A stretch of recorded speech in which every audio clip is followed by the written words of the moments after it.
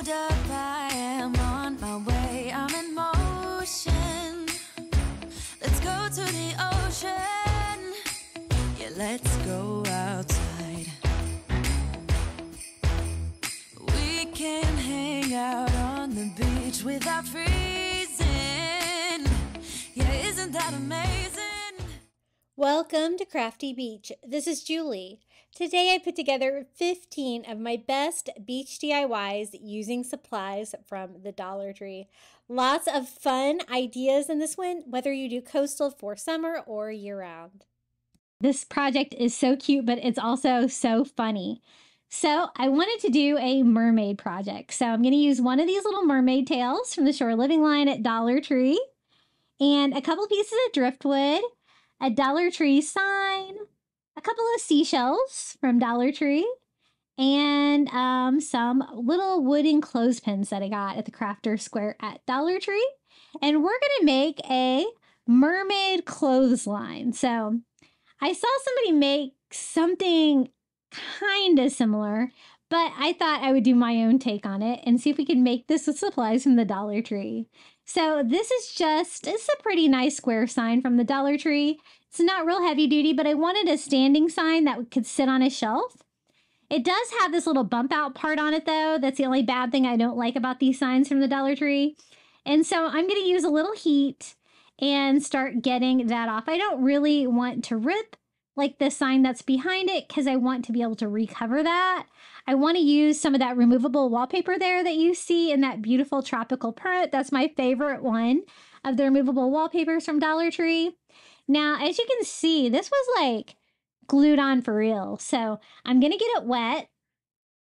And then I'm just going to use my little scraping tool from the Crafter Square at Dollar Tree to scrape it off. Kind of working one section at a time, but the water definitely worked. And I did have like one little nick in it, but I just go and fill it in with a little bit of spackle because I want to make sure that you don't like have any imperfections in this, because I wanted just to be able to peel and stick that wallpaper right on. So I'm just going to put a little spackle in that hole. And now I'm not going to paint it or anything first. You can kind of see this pattern, like the laundry room part through it, but not really because we're going to add stuff to it. So before putting stuff on there, I could kind of see it, but not really. So I'm just going to sit that bottom up there on my removable wallpaper, draw out the shape, and just cut out a front panel for my sign. Now, I don't want that wild print that's going on that sign to be visible, so I'm going to cut stickers for all four sides as well. And I kind of do two at a time because those two sides are definitely going to be the same size, but I wasn't sure about the other way around. Dollar Tree signs can be a little bit inconsistent. And just cutting those little side panels down. And basically, we're just going to peel and stick this entire sign with that tropical wallpaper. I thought that would be a really good background for what we're going to do for a little mermaid's clothesline. What I want to do is I want it to look like a mermaid has hung up her clothes on a clothesline. And so she's going to hang up her tail and she's going to hang up her little shell bra. So this was really fun to put together. And I know, I don't know if a mermaid takes their tail off, do they? But mine's going to. So I cut off a strip for all four sides and just kind of laid them on there. I did a pretty good job of getting them on there straight and to size, but you can always trim it down if you need to. And now we can peel and stick the front. And I love using this removable wallpaper from the Dollar Tree. It's a great way to take a Dollar Tree sign like this and make it look way more high-end. And look at that, I didn't even have to paint it, right? I am going to use a little bit of a scraper though, because there was a little bit of air trapped in mine, just to give me a flat surface so that it is good and secured all the way around. Now for the clothesline, I just grabbed a couple more pieces of driftwood that I have from the beach. You could always use sticks for this as well. And I want it to be long enough to go to the bottom because these signs don't stand up very well. But if I had this in the front, as additional support, I think it's going to help the signs stand up a little bit more just because they're not very heavy. So what I'm going to do is just cut both my pieces of driftwood down a little bit so they'll have flat bottoms, and that's going to help in standing the sign up. So I wanted to do one piece of driftwood on each side of our little clothesline. And then I'm going to use just Dollar Tree twine to form the clothesline. So I'm going to start by attaching that to my clothesline or to the pole first. Just by knotting the twine on there and tying that off. And it's actually going to be a line that goes from one post to the other that we can literally hang the stuff on there with the clothespins. So that's super cute that they kind of dangle on there. So I'm going to go ahead and attach this side since I have it tied off just by using hot glue all the way up.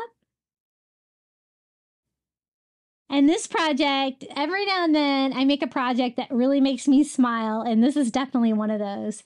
It's not only beautiful, it's just so funny.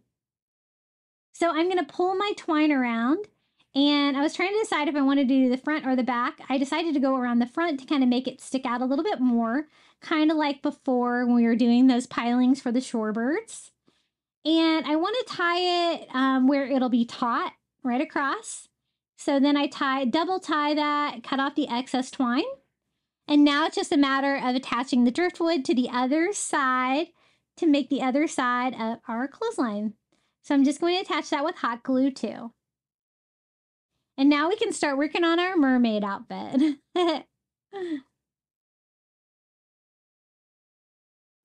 I'm gonna make the tail look a little bit more textured, and then I wanted to make the little shell bra as well. Now there's already a great little texture like drawn on it, so I'm gonna kind of go with that.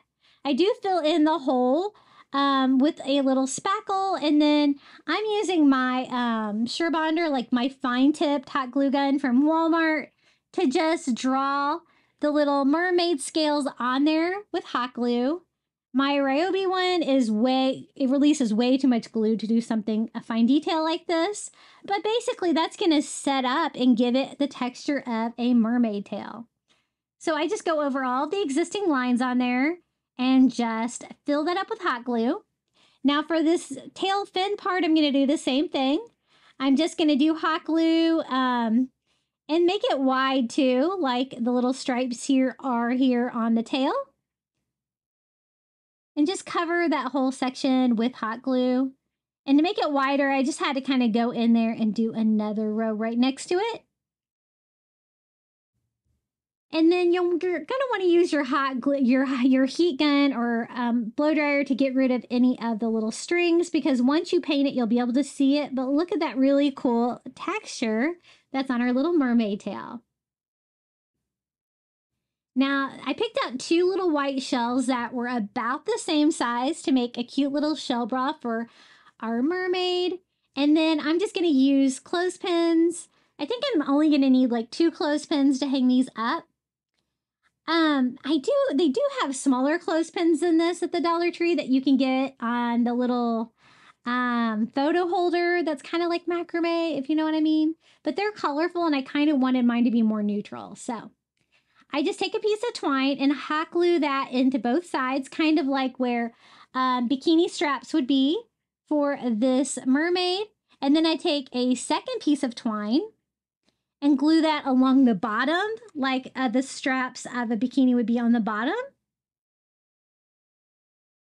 So it has like, you could tie it around the neck, you could tie it around the back kind of thing. Now this has set up enough for me to paint it. So I'm just going in here with, this is like a parchment color. It's kind of between like an ivory and a white. And I use a brush so I can kind of get in all those different areas since we gave it that great texture. And then I kind of want it a little bit more texture to be seen. So I'm just going to kind of go over all of the scales that I put on there with just a little dark tan color here. I'm not going to leave it quite that colorful. I just wanted a little bit of distressing. You could also do this with Antique Wax by Waverly. and kind of wipe off any of the excess. And I didn't really want it to be quite that brown, so then I go back and distress it with that same parchment color that we used before. It's kind of the same color as our the shells that I chose for the little mermaid bikini top. And so the tail can hang on that side and the little top can hang over here. I was trying to decide exactly how to hang the top. I'm just going to kind of hang it, I think, by one of the little straps, kind of like hang it sideways. And then use a clothespin here. I'm going to clothespin our little mermaid tail to the clothesline. Super cute.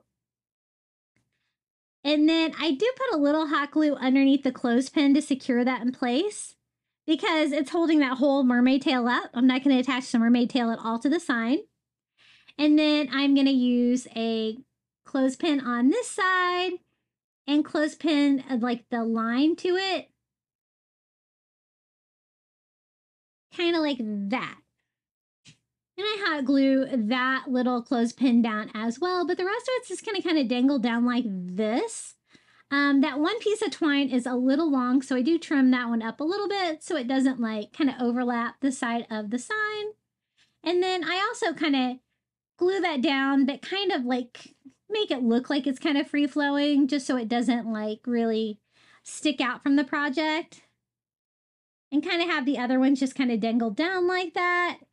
And this is our little mermaid clothesline. I think it turned out really cute. I'm a big fan. And the little sticks on the front definitely help it to stand up better. And it seems like Dollar Tree has quit carrying my very favorite wallpaper, which is this tropical print. So you know what? I will try to scan this in on my printer and see if I could share it with you as a free printable. I will try because I love that background and I know I haven't been able to find that wallpaper in Dollar Tree in a little while. Hey guys, are you enjoying today's video? Be sure to hit that like button. It always helps my videos do better here on YouTube. Up next, I want to do some rope art. So I'm going to use one of these little Dollar Tree burlap canvases. This is the 8x10 size. And I'm actually going to use this upside down because I needed something with some sides on a frame. That way I can glue the rope to the burlap. And the only thing I'll have to disguise is all the staples there on front, but the burlap on the side will be great. So I've done rope art once before, but I did it with like the white nautical rope from the Dollar Tree. So this time we're going to try it with the brown rope from the Dollar Tree. This is the thinner brown rope. I wasn't sure how well this would do because I like to paint sections of my rope art. And I wasn't sure how well the brown would paint, but it actually turned out pretty cool. So what I'm doing is just trying to start with my brown rope, and I just want to form an ocean wave. I want it to be about a quarter of the way up the left side and then kind of come down, go up into a big ocean wave, and then kind of about halfway on the other side. So to do that, I'm just going to do hot glue right where I want it. I didn't sketch it out or anything because the hot glue pretty much does the same thing. It tells me exactly where to go there. I knew I wanted to go down before I go up into the wave like that. So I'm just hot gluing one section at a time to make sure that my glue doesn't set up on me. And then I want it to be kind of pointed like that, cutting off any of the excess rope. And now we need to fill in the rest of the wave. We're going to make all of this part of the rope art one color, blue like the ocean. So I just cut a piece that goes all the way from the left to the like tip of the wave. And then I'm going to kind of follow that pattern with my next piece going all the way up into the wave, one curved piece. So I want to have like different sections of the sign that's going to be different colors of rope. And I've done this once before with a shark fin rope art, and it was so fun. I have it in my son's bathroom and everybody loves it. So I wanted to give it another go and try another design. So this is really fun. Now, when I get down here, this is about the last row that I can fit a piece of rope. The rest of it, I will just have to like piece in each section, but I want to keep that same pattern going. So I just cut off a little piece and glue it, and then keep doing that until I fill that all in. When you get to the really small pieces of rope, if you hold the little tiny piece that you're cutting with your hand and then cut with your other hand, it will stay together a little bit better because it tends to want to unwind itself a little bit. So I'm doing the same thing here on the other side, just cutting down pieces to fill that in, but still keeping with that arch design that we have for the wave. Whenever I do rope art pieces like this, I try to do like one section at a time. That way I can paint it and won't get any paint on any of the others. I'm just gonna have to be careful to make sure that I don't get any paint on the burlap frame, because you might be able to see like a little bit of the exposed wood on the inside, which I kind of liked. I thought that looked a little bit rustic and coastal. Now I want a sun above my ocean. And so I'm just going to glue and then spiral the rope onto itself. And this is going to be a separate section, separate color, until I get just a little round sun. So maybe one more row, I'll cut it right down here at the bottom and glue that tight. So we have the ocean wave, we have the sun, and we should probably get started painting before we do the rest of it. So the color that I'm using is just Caribbean blue. I noticed it was a little fuzzy, so I did try to burn that off a little bit because it's going to make the paint look better, I think. And this is just Caribbean blue acrylic, and I'm using a brush so I can kind of get down in between all the different fibers of the rope. And I'm using a small brush just so I can kind of have some control here to try to get as close as I can to the sides of this without like having to tape it off or anything like that. And I kind of want it to look like it is like a distressed blue. And so once I get it all painted on here, I'm going to go try to wipe some of the excess paint off with a baby wipe just to soften it a little bit and make it look a little bit stained. Now I've tried like dyeing like the white Dollar Tree rope, and that works too. It can be a little messy. I kind of like just painting what I need to right here. So that's me just wiping off the excess with my baby wipe. And then we can go ahead and paint the sun. I wanted the sun to be like a sunbright. I think this is sunbright yellow. I just wanted a soft yellow. And I'm just doing the same thing, like painting each little part of it and trying to avoid the edges. And again, I don't want the paint to be super thick on the sun either. And so I'm just going to wipe off the excess paint with a baby wipe just to kind of thin it out a little bit. And it's okay if I get any paint on the burlap on the back because we're going to cover that with more rope. So I'm going to start one more package. I'm pretty sure I used 2 packages total of the thinner rope, and my camera died. But all you missed there was 3 rows. I started right underneath the wave and I wrapped it around it and hot glued it to it. So I'm going to continue that same pattern. This is just the 4th row. I just glue it, kind of see how long I need it to be. Once I get around it a little bit like that, and then I can cut it and glue down the last piece. And I'm going to try to keep doing that same pattern until we fill up the entire little burlap canvas. And I am working on a silicone mat, so any hot glue that's kind of coming through the back won't stick to the silicone mat, so I don't have to worry about that. Now, I kind of got as far as I could get with one piece, so just like before, I'm just having to cut down some smaller pieces to fill that in, but I want to continue that same pattern to kind of give that same spiral look that we had before, and I don't have to worry about painting this section of the rope art because I'm just going to leave this like natural, the natural brown rope for lots of contrast. And then I can't forget the corner, and then I'm just going to finish this off, keeping that arch pattern like it was a swirl from the other side, just filling up the rest of the canvas right here underneath the little sun. Isn't it looking cute so far? It's really, I mean, it's a little time consuming. You know, my camera died at the 30-minute mark, so That kind of tells you how long it takes, but it's actually really fun to do. It's pretty easy. So we got that all on there. I'm just peeling it off my mat. And then you want to like kind of clean up any like little hot glue strings that you might have. And now we need to cover up the staples. I thought some of this burlap trim from the Dollar Tree would be perfect.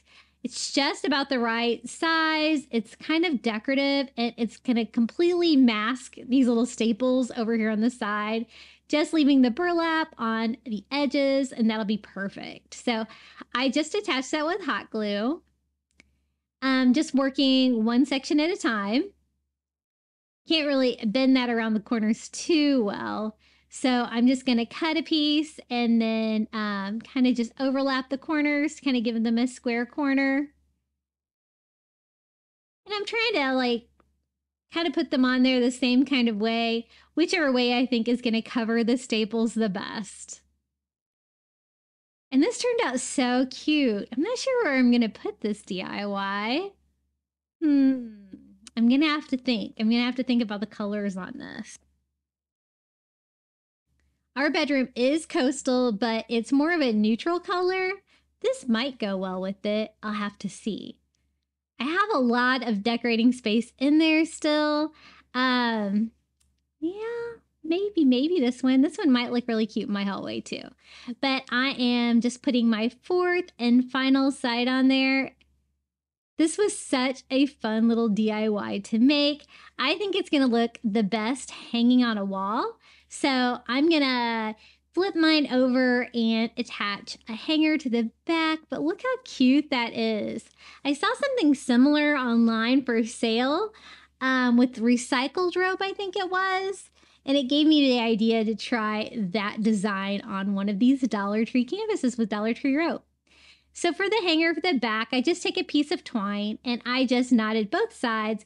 And I'm just going to glue that to the back of the burlap, just because I don't think it's going to take very much to hang that up.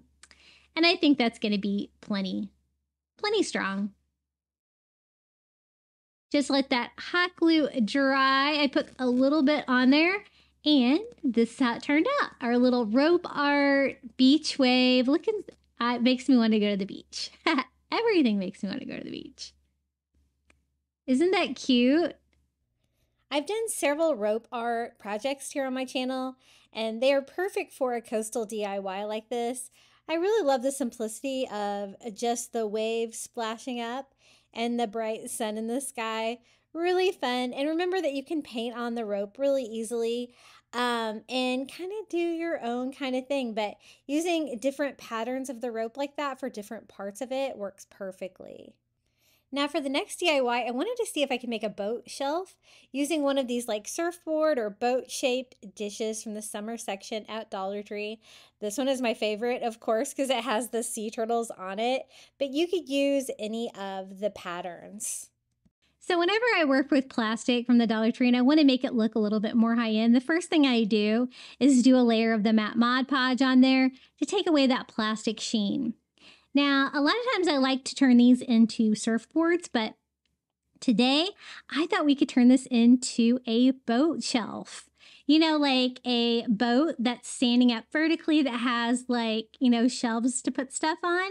I thought we could do kind of a tiny version of this and have something that I can display my seashells on. So I needed something flexible for the sides, and I didn't really have any way to bend wood or anything like that. So we're going to use Dollar Tree rope. This is the white rope, the 6-foot long one, nice and wide. And I just start at the point of the board and hot glue that on. And I'm going to do that all the way around. There's kind of a lip on it that provides like the perfect place. I'm kind of just overlapping that towards the outside just a little bit. And just hot gluing one section at a time, make sure that my hot glue doesn't set up. And I'm actually going to cut it when I get to the end because I want my sides of my boat to be all level. I don't want to keep winding it around. So I'm going to cut at the points. Now that took a good portion of my 6-foot rope. So I'm going to open a new package and I'm going to save all my scraps for the shelves. So I'm just building up. So I just glue now to the rope that was underneath of it, trying to keep it as vertical as I can, right on top of each other. And I want to keep building this out until I have like a nice size wall for the sides of the boat. I've always wanted to make one of these, and I've never been able to figure out what supplies from the Dollar Tree I could use to make one of these. And I'm so glad I did this because it turned out so cute. So this is my third and final rope. I decided that that was probably wide enough. And I'm just going to glue that one on the same way I did all the others. I have all the cut ends at the point to kind of keep it uniform. And trying to keep my walls kind of steady. And this is sturdier than I expected it to be. I don't know if it's sturdy enough to stand on its own like that. I'm going to make mine like a hanging little boat shelf. But that's what we have so far with the sides of the boat. Now I want to make shelves in there to display my shells. So I decided that the Dollar Tree rulers would be really good for that. So I'm kind of seeing if I have enough rope, and I think that looks pretty good. So I don't want to just have the ruler wood be in there for the shelves though. I want that to have a little bit more support. So what I'm going to do is go in there with rope first and do little rope shelves for the boat, and then put the wood on top of it to kind of have a solid surface. Now, this is lower than the sides because it's a dish, so it kind of goes deeper in. So my first piece I'm going to cut shorter, and this is just going to be one that's going to go right against the bottom of the dish like that. So it kind of only needs to go over to the walls. And I'm just going to attach that one with hot glue too. And since this one is lower than any of the rope that we've used on the sides, now I need to add a total of 3 on top of that. So when the sides have 3 rows of rope, these shelves are going to have 4 rows of rope. So I want another shelf right about here. So I did the same thing with that one. And then just measuring, I'm just cutting them a little bit longer on every row, really wanting to go all the way side to side and just stacking those up until it is level with the sides. So a total of 4 rows. And I am trying to hot glue them to the sides a little bit, but not real secure. And I am going to reinforce it with a little bit more hot glue once I get all of these on. So a total of 8 pieces of rope for the shelves. And it's going to have that great sea turtle background. So you could do this with any of them, but this one already has the sea turtle background, so it makes it super cute.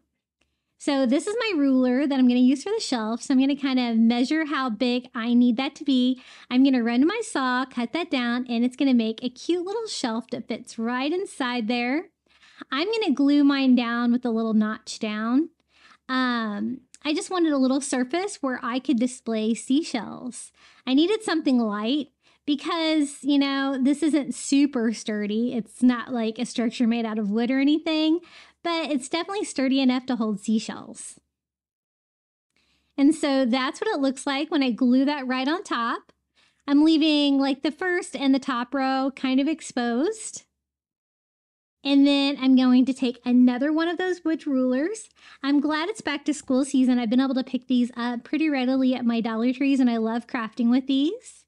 And I'm going to cut this ruler down as well, attaching it with hot glue. I do 3 bands for all 3 ropes there.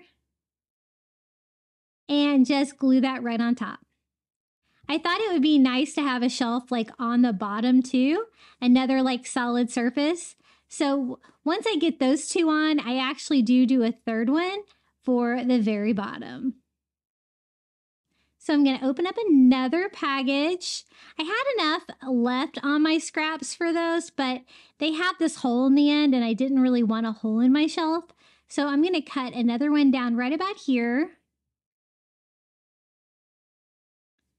Like that, and I can always use my scrap wood for something else, and I just hot glue my bottom shelf in. That way I can do 3 rows of display.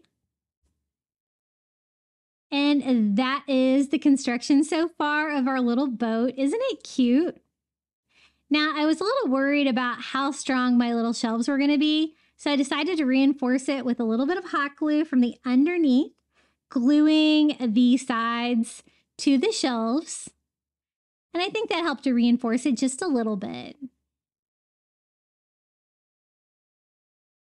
It's super cute, isn't it, with the turtle background?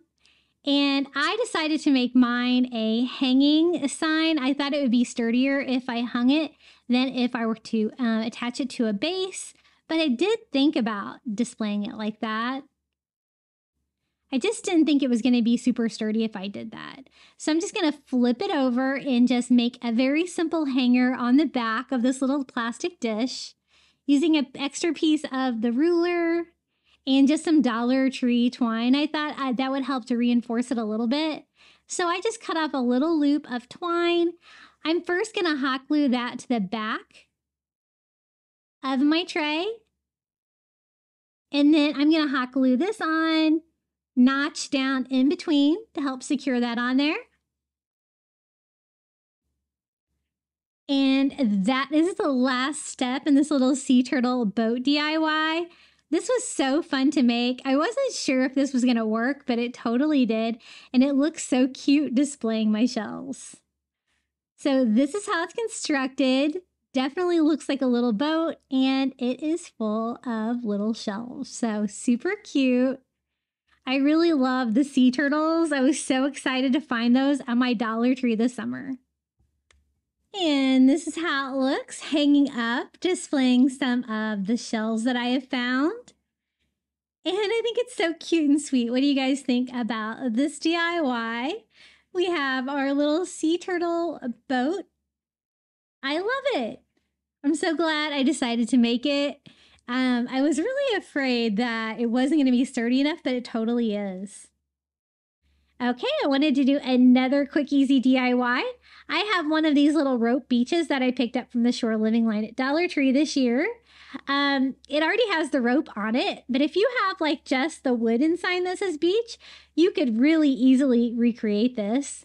I am going to remove the hangers from the back because I don't really need those. I can save those for another project.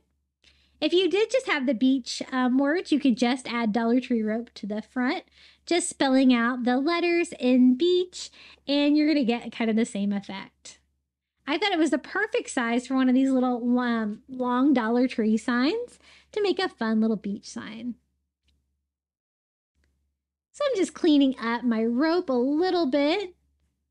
This was one of my favorite ones because you could really read it. Some of those rope words were a little hard to read from the Dollar Tree. I noticed those are the ones that my store still have. And I also decided to burn off all the fuzzies on there just to clean it up a little bit more with a lighter. That part is ready. And then I'm going to use one of these long signs from the Dollar Tree. I love those. I'm just going to cover the back of it with some of this Dollar Tree fabric. This is like a mermaid scale or a fish scale, probably mermaid because it's blue and shimmery. And I'm just going to use that as a background behind the beach word. I think it's going to be nice and colorful and definitely look coastal. So I'm just kind of laying that inside my frame. And that way I can do a very easy template here to cut that down to size. Basically, I'm just going to kind of use the fabric like you would use like scrapbook paper or something like that. And it's going to be great because it's also going to give me texture. I use a fine tip Sharpie and just trace that out exactly where I need to cut on the other three sides using the straight edge that came on the top of the fabric and then just cutting that piece down. Now the fabric will fray a tiny bit. It wasn't too bad though. And you could do any kind of coastal fabric. I thought this design would be really pretty. And I have a couple of rolls of this fabric from the Shore Living line that I haven't even touched. So to attach it, I'm just going to do a thick layer of Mod Podge all over the back of the sign. It doesn't really matter which color of these signs you get because you can't really see the back anyway. And then just lay my fabric right on top. Smoothing that out, I like to kind of use a paper towel to make sure that is all good and down. And then my heat gun to give it a quick dry. And then to make sure it's good and secure and sealed, I'm also going to go over the top of my fabric with more Mod Podge.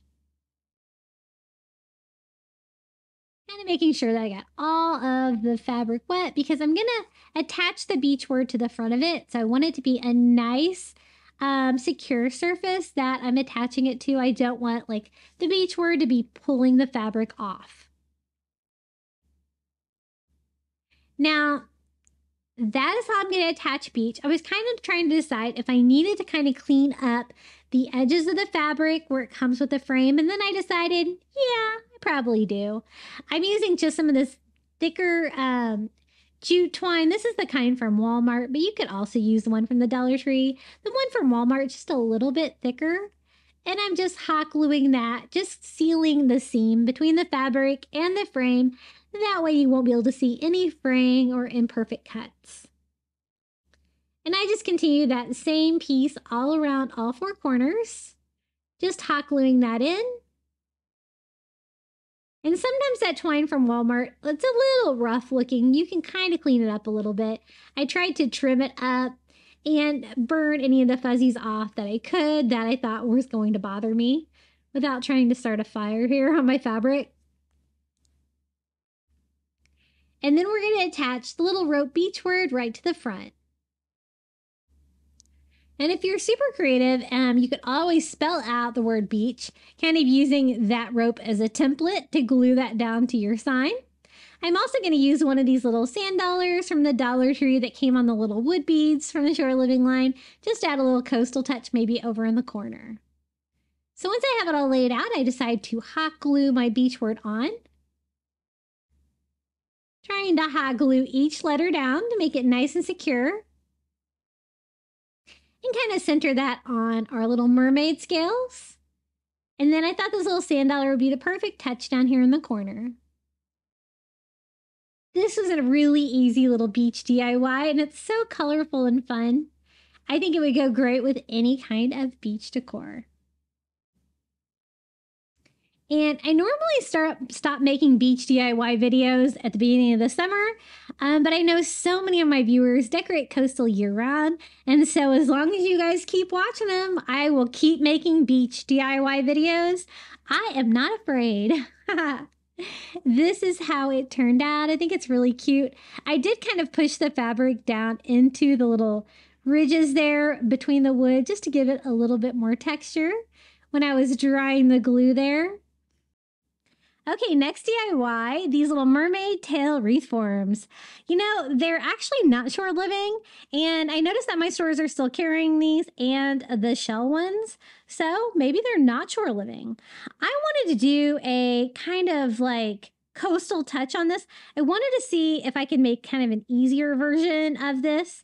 I find them a little hard to make when you glue the fabric on from behind because you have to arch it up along the back to glue it to the little mermaid scales like that, little squiggly lines.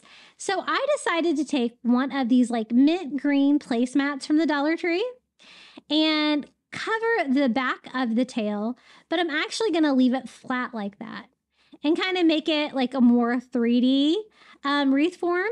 And I'm just going to cover the tail part with it. So I just traced that out with a Sharpie along the outside of the wreath form and then just cutting this down to size. I love these like mint green placemats from the Dollar Tree. They're so fun to craft with and they look so coastal. I didn't want to do sequins and all that kind of stuff with this one. For this one, I wanted just more traditional coastal colors. I didn't really want a lot of bling on this. I've made these many different ways, and this one I just kind of wanted a very subtle look. And I'm going to do that with a combination of that bluish green fabric, burlap, and Dollar Tree rope. So again, I'm using one of these little burlap bags from the Dollar Tree. Whenever I see these, I try to pick up 3 or 4 because I love crafting with those. I just cut the front panel off of this one, flip it over, and we're going to have like a burlap tail. So it's going to be a different color, but it's still going to look super coastal. I'm going to do the same thing I did with the placemat, just using a Sharpie, tracing around the shape of the tail. And this is probably one of the easiest ones of these that I've made. I am still going to cover like the little squiggle lines with rope, so that does take a little bit of time. But I think it was a lot easier to make it this way than gluing it directly to the back because you have like all that arch shape and everything like that. And I'll show you how I put this together. So I just cut out the tail fin. I just want the piece that can cover all of that. I'm actually going to have it on the front, but I just wanted to make sure that I had that part big enough. Kind of like that. I know that you can see the little fins through there, but we're actually going to use that to our advantage when we go to put this all together.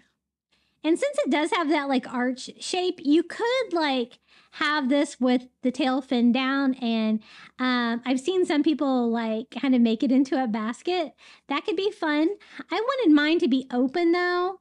And so I still wanted the little squiggle lines here, but I wanted them to be covered with something. So I'm using the thinner white rope from the Dollar Tree. And I have so many partial packages of these because you guys know I love crafting with these white ropes from the Dollar Tree. They're so nautical and fun. And it's definitely big enough to cover like that wire. I don't want the wire to be visible from the front at all. So I just cut down a piece for each one of the squiggle lines and just glue that to the top. And this was a great way to get rid of all of my scrap pieces of this that I have saved forever.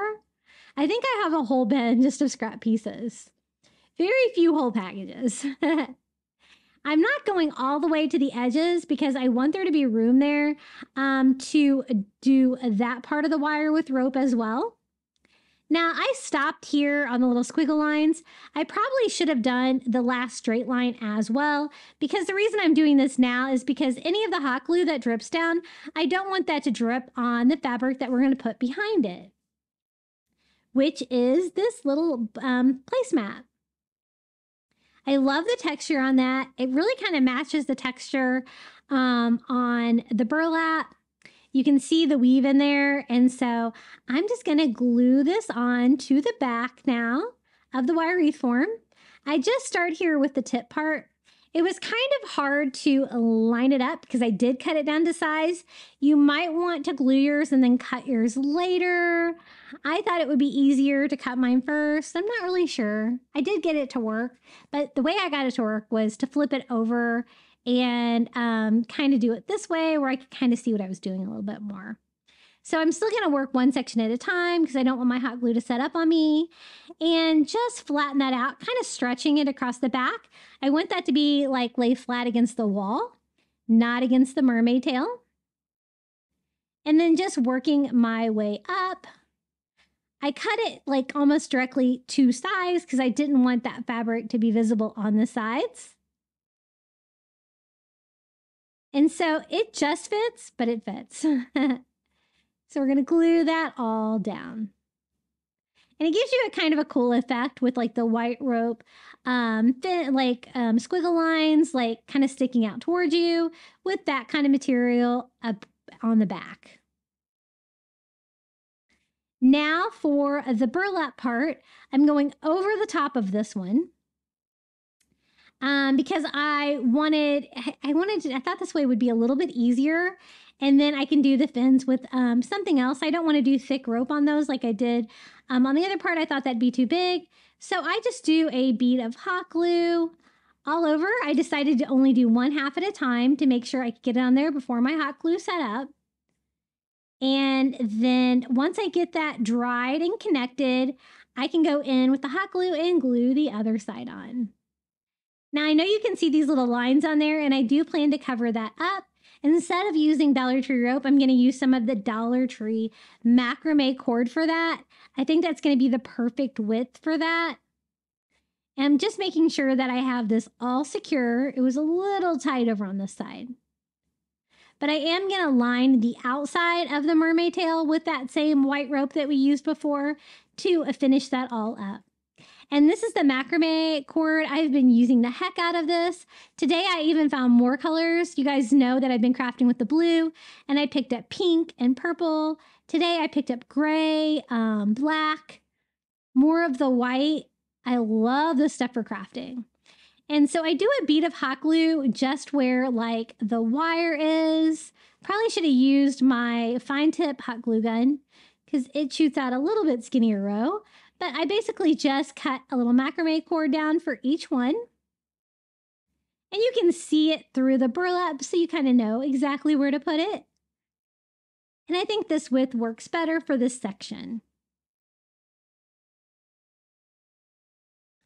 Okay, so I have that all on there.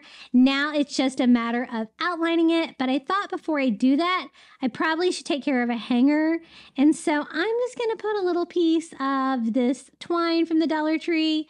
I'm on a corner. I like to hang my mermaid tails kind of like at an angle, kind of upside down, like it's like a mermaid tail sticking out of the ocean, if you know what I mean.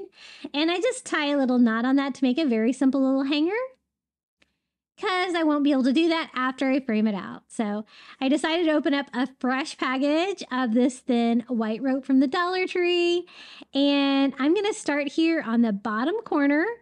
But I've noticed that a few of the ropes were kind of sticking out a little bit, and I thought they might get in my way. So I do a quick trim of these to expose the sides. And then I'm just going to start hot gluing that all the way around. I did notice those ropes. I was trying to kind of seal them off a little bit with the end, but it does kind of make a little bit of a squiggly line along the side of the rope, but that's okay. I kind of like it. If I can push any of the fibers from the side rope underneath of it and kind of package that in there, I do it, but not super intentionally. And then I decide to just go around the point part of this rather than cut out a little piece to cover that part later. I thought it would look better just to kind of continue this piece on. So I wrap that around the tail, but I will go back and line the little fin part there at the end too. And I just work one section at a time with the hot glue. And this is the part I kind of had to be careful on because I didn't want that to drip through on the background. And I got lucky and it didn't, but you might want to cover that part initially when you do your squiggly lines. So now it's time for the tail fin. I told you it was not going to be super sparkly or anything like that, kind of like our first mermaid. This one's going to be very coastal. It's going to go with all of my coastal decor in my house. I can hang this on the wall. You can hang this on a door. I think I'm going to hang this on a wall. I think it will look really cute. Maybe in my hallway. And I'm just going to start there against it, hot glue this all the way around, all the little squiggles here on the tail, kind of sandwiching in that macrame cord that we added there. And I really like the colors on this. That placemat, the color on that is absolutely perfect for coastal decor. And this was a fun, easy way to do the little mermaid tail wreath form. I know lots of you guys have been looking for ways to do this one and the shell, so I try to keep doing some of these DIYs for you to give you more ideas. Just cleaning up any of my hot glue strings there with my heat gun. It works great for those little stringy pieces of hot glue that get caught when you're crafting a lot with glue. And this is how it turned out. Isn't it super cute? I decided not to add a bow or anything to it. I just wanted it to be super simple, and I think it has enough detail. It definitely has enough texture, and this is how it turned out. This is how I like to hang mine. Kind of tilted, kind of upside down like that. And I love the white rope against that like mint green blue color. It's so pretty. And here is a wide shot of our little mermaid tail. Okay, the next DIY, I wanted to use another piece of driftwood. I found this nice funky piece of driftwood at the beach the other day, and I thought this would make a great wall hanging. And I have been dying to use this new macrame twine that they have at the Dollar Tree to make something cool. So I'm going to use that in a combination of those wood slices. That's what I was talking about before that you could use if you didn't have driftwood. And for this one too, I mean, you could use really anything for the top. I want it to be driftwood, but you could always use a stick or something like that too. It'd be super cute. And I just cut a long piece of that macrame and I just looped it and pulled it through just like that. I'm trying to remember, I looked up the name of these knots and I don't remember even what they were. Okay, I looked it up. They're called a reverse lark's head knot. Never going to remember that. But basically, you just loop it and pull it around and through itself. And you have 2 pieces of the macrame twine hanging down. Now, if you can't find this macrame line, you can probably use any kind of cotton twine. I used to always use the cotton twine from the hardware section at Dollar Tree, but sometimes I've even gotten it like at the food section at other stores too. Any kind of white, thin rope like this is going to give you that same effect. And for this part, you could even use twine too, because it doesn't really matter if this part's white. But I think I have enough room on this driftwood for 4 different lines. And what I wanted to do was to try to make some macrame sailboats. A lot of people are making like the macrame feathers. And it's kind of the same technique that you would use for the macrame feathers. But we're going to try to make ours look like sailboats. So I have all 4 of my lines ready to go. And now it's just a matter of building them. So what I want to do is I looped it. I'm trying to figure out, kind of how big. I kind of go bigger than I probably need. And I just start cutting off some pieces of the macrame. That was a macrame roll that I had already started, and I still had plenty to do this whole project. It really goes a long way. And I'm going to do the same kind of knot here over those 2 cords, just making a loop and pulling it through.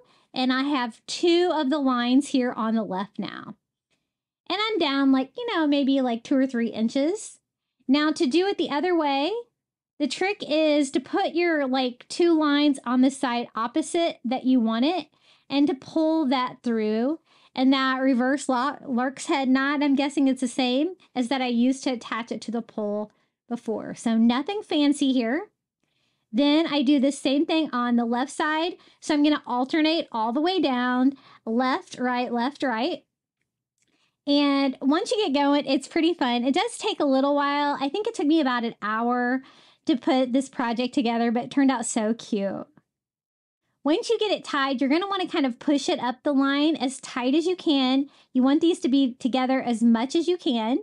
And you want to just keep repeating that same knot. So I take the 2 lines, I put them on the opposite side that I want them to be, make a loop, and then just bring them through and make it tight. I don't want these to be very big. What I ended up doing was a total of 16 little pieces per sailboat. So 8 on each side. So we're going to make this go faster because, again, this one did take me a little while. This one was a fun one to do. This would be a fun thing to do if you're watching TV or something like that and you want something to do with your hands. It is a fun project for that. So I think that's enough. I'm going to take my scissors now and we're going to try to start cutting a sail. I haven't combed them out or anything yet. I have them still all in one piece. I thought it would make it easier initially to cut that shape of a back sail here when they are just all still kind of tied together like that. Now I'm going to flatten out the other side here. And for this side of the sailboat, I'm going to kind of do an arch and then have it swing back into a sail shape. So those top ones are really short. But see how it kind of looks like a sailboat?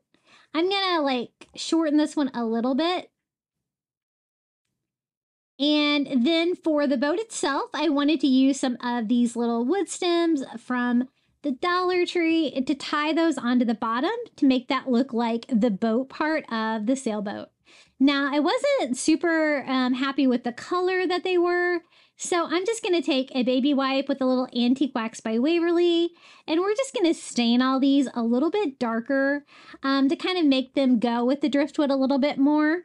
You could always use driftwood for this step as well too. I kind of wanted mine to be a little bit more uniform here on the bottom though. So I'm going to go ahead and stain all 4 of those. And then I just need to attach that to the bottom of our little sailboat. I'm going to kind of go under and then wrap it around, but have one piece go to each side, if that makes sense. The right one goes to the right, the left one goes to the left. And then I'm going to tie that together there in the back, pull it around on top of the wood stem there. I wanted to leave a little bit of distance between the sail and the little boat part. So I pull it around and then tie it off again. And then pull it to the back and tie it off again. And I kind of want to hide my knot back there, so I'm going to tie it off at the back, double knot it, and then I can just cut off my excess twine, and we have a cute little sailboat. I hope you can tell they're sailboats. I hung these in my hallway. I think they turned out so cute. Now to give it that macrame look, I'm just using a hair comb, and I'm unwinding the fibers of that cotton twine. You don't really have to unroll it. The comb kind of does it for you and kind of straighten it up. I think that with like some macrame, you can spray some stuff on there to like make it stay stiffer. But I think we're just going to kind of leave it like this. It actually did a pretty good job of keeping the shape. But once you comb it out, you're probably going to give it a little trim to clean it up a little bit. And now we're going to go ahead and start working on the next one. My driftwood kind of goes up and down, and I'm going to kind of go with that. I'm doing this one closer to it because I want it to look like, you know, like 4 ships like swimming in, floating in the ocean. And so I'm going to do a total of 16 on this one too. I'm a pro at this point. I've only done macrame a couple of times. I did macrame on here for a big centerpiece for Thanksgiving pumpkin, and that one was really fun to do. I did a little bit fancier knot on those, but it was so much fun. So I'm kind of a fan. So I got this one 16 on, and so I'm going to do the same technique I used before to tie this on, double tie it in the back, and that will be my little boat. If you wanted to attach your little wood there at the bottom with a little hot glue to make sure it doesn't slide around, you can, but I found mine kind of stayed put. So I'm going to kind of cut that same shell shape out again. You know, they all don't have to be the same. You could make like different style sails if you wanted to. Like this one's probably not shaped quite the same as the first one, but it's pretty close. And then I'm going to comb it out with my hair comb. I always keep this with my crafting station, this hair comb, because I use it like to make gnomes and stuff like that. For their hair and stuff like that. It seems like I'm always needing something to comb out.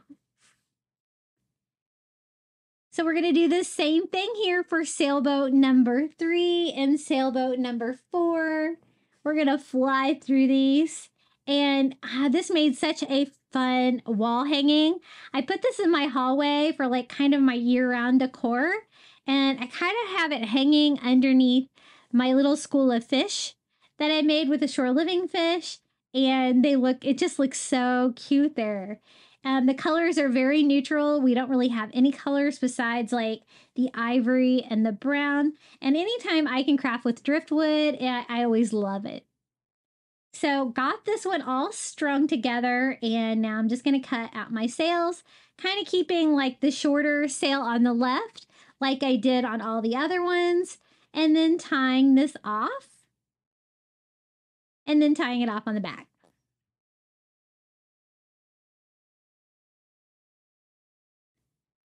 And we're going to race through the other one here because it's basically the same thing. I think we've got it down by now, these little macrame sailboats.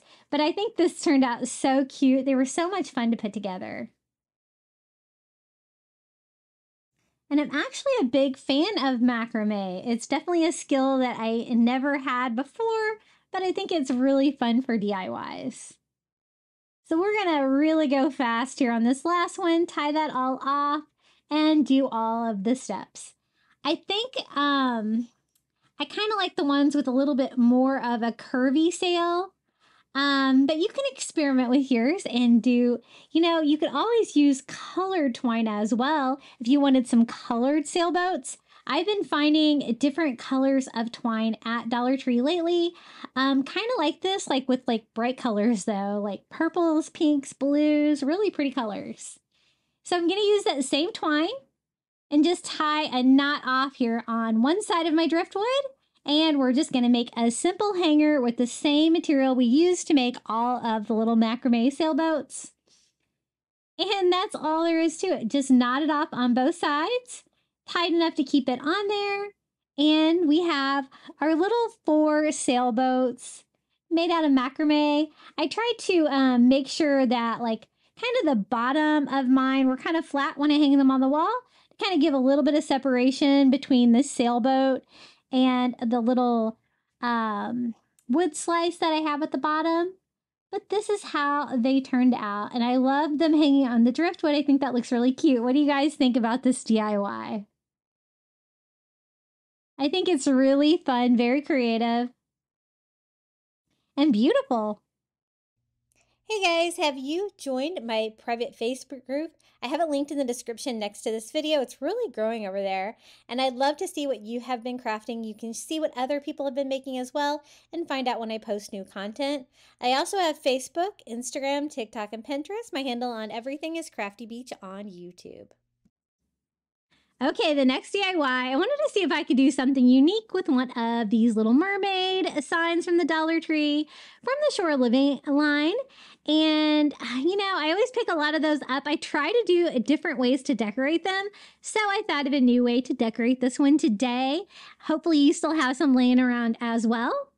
I decided to do mine in front of a moon. I wanted to look like a mermaid at night in front of a moon. I think there's like a scene from The Little Mermaid, like the cartoon, where she's like in front of the moon, like a movie poster or something. Something I've seen. But so I'm just going to make the wood round from the Dollar Tree look like the moon. So I go over the whole wood round with a coat of ivory paint first. I kind of wanted mine to be an ivory and like tan a moon. And I really didn't know if I was going to be able to pull off a moon. And I think I kind of did. It's very subtle though. I decided to use some of these little stencil pouncers because they're round from the Dollar Tree. And I just mixed like some brown and some ivory that I had, trying to get like a tan color to kind of try to do like some big craters. And I just pounced those around with my big sponge. And then I used my smaller one to try to make smaller craters. Now, that looks kind of cool and it looks kind of fun, but I wanted something like way more subtle than that. So I just kind of keep working with it. I took some the original ivory color and a chunky brush, and then I just kind of started distressing all over to kind of blend that in. And then from there, I just kind of keep working at it. It is a very abstract moon. I was trying to think of exactly how the moon looks. Lately, my son and I have been going to the beach at night because it's so much cooler. It's so hot during the day. And there is a gentleman at the beach, we've ran into him several times now, that has a giant telescope. And he always wants to show us the moon. And we've sees the moon so good. You can see all the little craters and the texture of the moon. It's amazing. And last time he showed us 2 like sets of double stars too. And so that was really fun. So I don't know his name, but thank you to the gentleman at the beach for letting us use your awesome telescope. So I just keep blending, you know, with like ivory and tan, go back and forth. I kind of made like the outer rim a little bit more ivory, and I just kept blending it until I was happy with it. I just wanted it to look like kind of a textured moon, but still very abstract. So that was me making like the outside a little bit lighter and then just kind of going all over it with craters, because really the moon kind of looks like that anyway.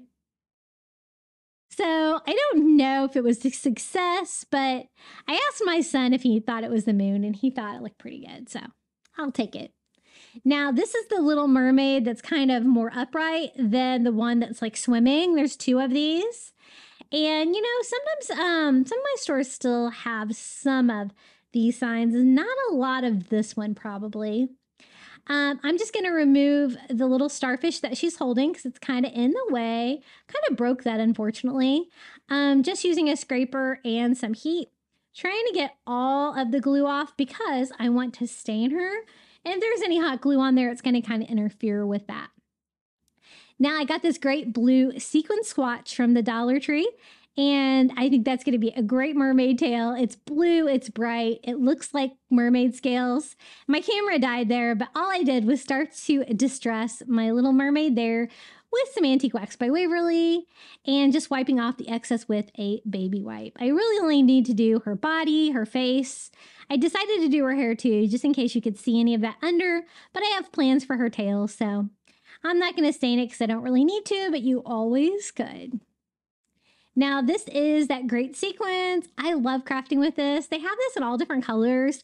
I think the blue is probably my favorite. The green would be really pretty for a mermaid as well. It's that kind of sequence where if you push it one way, it's one color, the other way, it's another color. So I'm just trying to get mine all blue. And I want it to be upright so it looks like fish scales like that, right? And there's just enough here to cover the tail on that. Not the tail fin, but the tail part, which is all I really wanted to cover anyway. So I just kind of flip it over and line it up. I'm barely big enough, but it's big enough. And there's black fabric on the back. So I'm using a white paint pen because the only thing I could think of that I could like really show up on the black.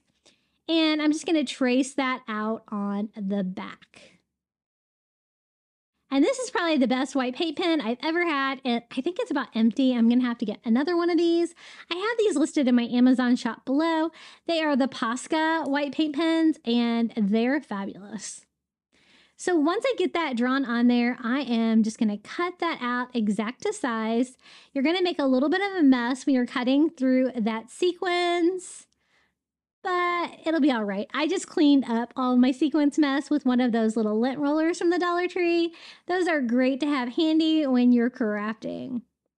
Some of you guys have asked what surface I use to craft on, how nothing sticks to it. And this is a silicone like monster mat from Amazon, and it is linked in my Amazon shop below. And I love it. I may have worn this one out kind of because I craft all the time. But I probably need to get a new one, or maybe it just needs a good cleaning. So I got it cut out, and now I'm going to hot glue this down, just kind of working one section at a time, because I don't want my hot glue to set up on me before I get it dry. And I want to get it lined up perfectly so you can't really see any of the wood on the sides of the scales. And look how sparkly this is. I really went for bling on this mermaid, which I don't always do, but I really like how it turned out. Now for the tail, I was thinking I could use these little light blue like stickers from the Dollar Tree. I don't know what you call them. They're kind of like little pearl stickers. So I kind of wanted to paint the tail fin to kind of match. So I mixed together like turquoise and Caribbean blue, and I just kind of want to get a color that's close to those, and then I can like bejewel the little tail with those to make it special as well. It's going to be a different color of blue than the sequins on there, but that's okay. I think it's more colorful, and the more shades of blue, the better. I wanted her to kind of look like a shadow. That's one reason why I like stained her like a darker color, because she's going to be in front of the moon that we just made. And I'm just using a makeup sponge to add that blue paint to the tail. And that works great for painting things like that from the Dollar Tree. Once I get it good and dry, I just go in with those little stickers. They come on a string. Since I'm just applying this to wood, I think it's going to stay on there pretty good. They're kind of gooey.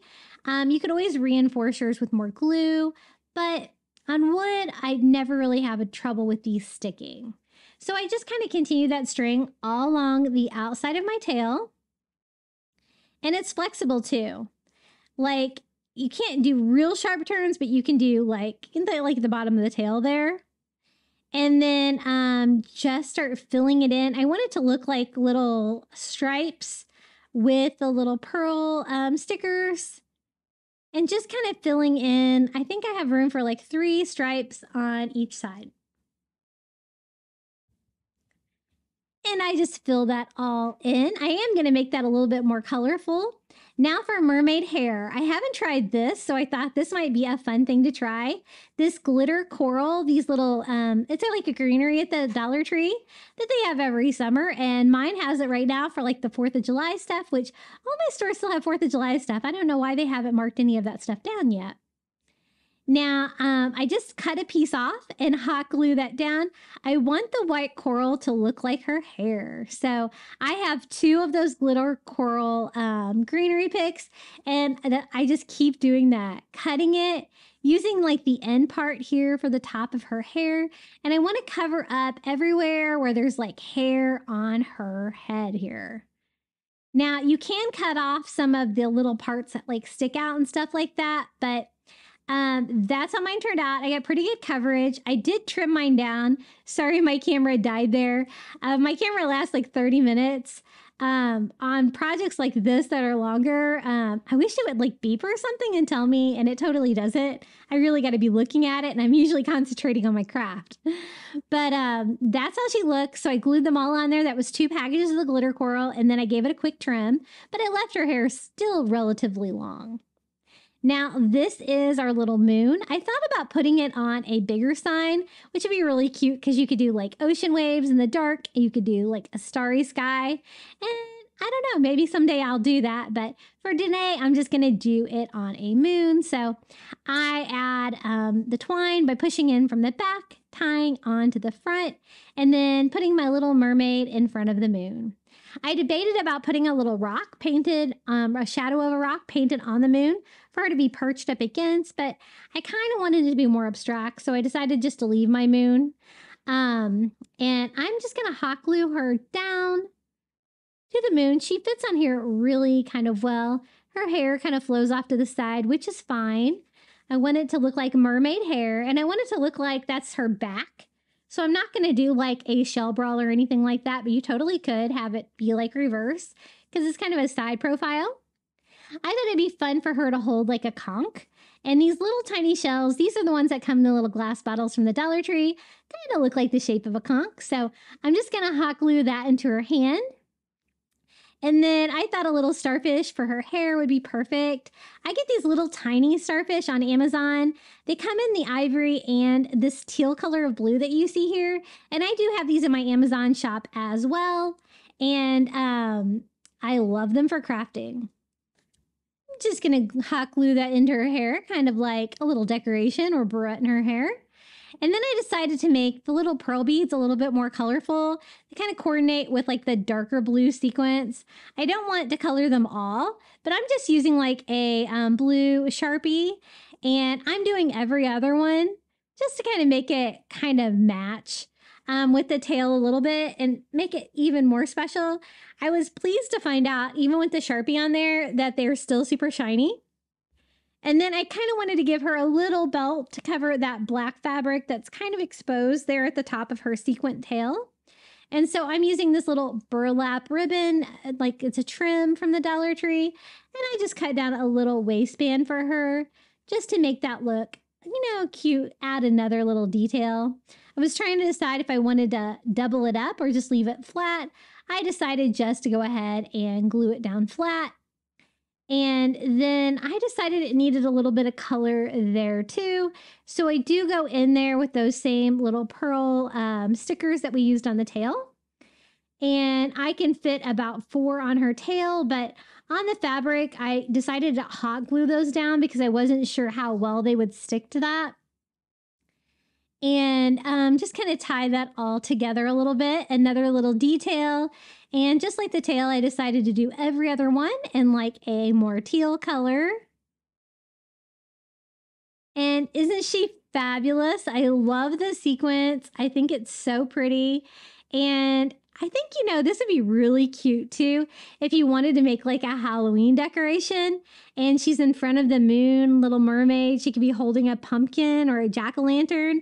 I might have to create something like that for Halloween. It's going to be here before we know it. And you guys know I love decorating coastal for every holiday. But this is how my little mermaid looks, my little mermaid at night. And I don't think they had this kind of mermaid with the shore living line this year, but they do have a mermaid sign, a wood sign in the crafter square section that you could do the same thing with really easily, kind of an upright mermaid just like that. Okay, the next DIY, I wanted to use some of this foam board from the Dollar Tree to make a giant beach sign for my entryway. I wanted like a great big sign, and one I saw was like $60 for what I wanted. And I said, you know what? I bet I can make that with some Dollar Tree foam board and some scrap wood. So the foam board's so big that you can't see, but basically I am measuring 24 inches, and I made a few little lines there so that I can cut this down to size. This project was a little hard. My work surface, I only have so much room here, so I was trying to show you what I was doing. So I'm going to use my yardstick and a Dollar Tree X-Acto blade to cut this down. Now, whenever I've cut Dollar Tree foam board before, it always gets kind of chewed up. So I did read a tip online about how to do that. It said to extend your blade. First, I got a new blade, even though it's rusted. I probably need a new one. Extend it like really far. And I had a new tip on there, like I broke it off. And then when you cut it, you kind of angle it down where all of that blade is cutting it at the same time. And so I thought I would give it a try. So I'm just going to cut on those lines right next to my yardstick to keep a straight line. My cutting mat is only so big, so I'm going to have to kind of cut one section here at a time because it's such a large piece.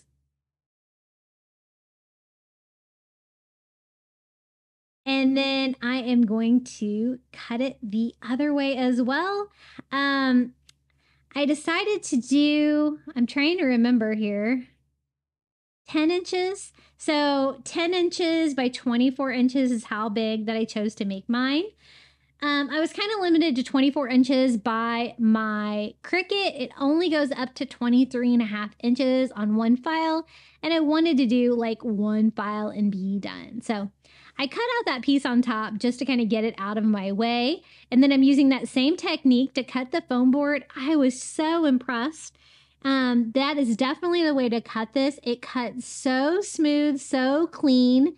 It wasn't chewed up at all. So just extend your blade a lot and then angle it down when you're cutting. And so it's just got a huge like blade, like just sawing right through it. Now it's time to paint it. I want it to look like the back of the sign, and I'm doing Caribbean blue acrylic paint all over. I love a good beach sign that's like beachy blue with like white on it. It's always my favorite. I kind of have a smaller version of this that I did buy that says saltwater fixes everything. I have it above my like patio doors going out to my Florida room. And I thought I would kind of try to do something similar for my entryway. And I wanted a large piece. So foam board is definitely the cheapest option.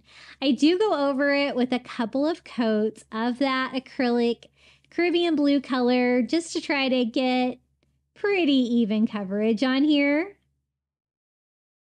I've noticed my foam brushes from the Dollar Tree are leaving like little tiny pieces of black foam sometimes when I'm painting, and that's really annoying. So I did have to stop here and there and try to, remove those before they dried in the paint. I guess it's kind of the same thing you get when you use a paintbrush when it loses the bristles. Kind of annoying. I've noticed that the foam brushes in the Crafter Square section, though, are always better quality than the ones in the hardware section for some reason. Not really sure why, but I find the ones in the hardware section, like the handles just break off on me. So I went to my Cricut and I cut down my new favorite, my matte white vinyl. I get this by On the Roll from Amazon and I love it. It goes great for coastal farmhouse. And I'm just going to kind of use I had to use my big 2-foot mat to help me pull this off.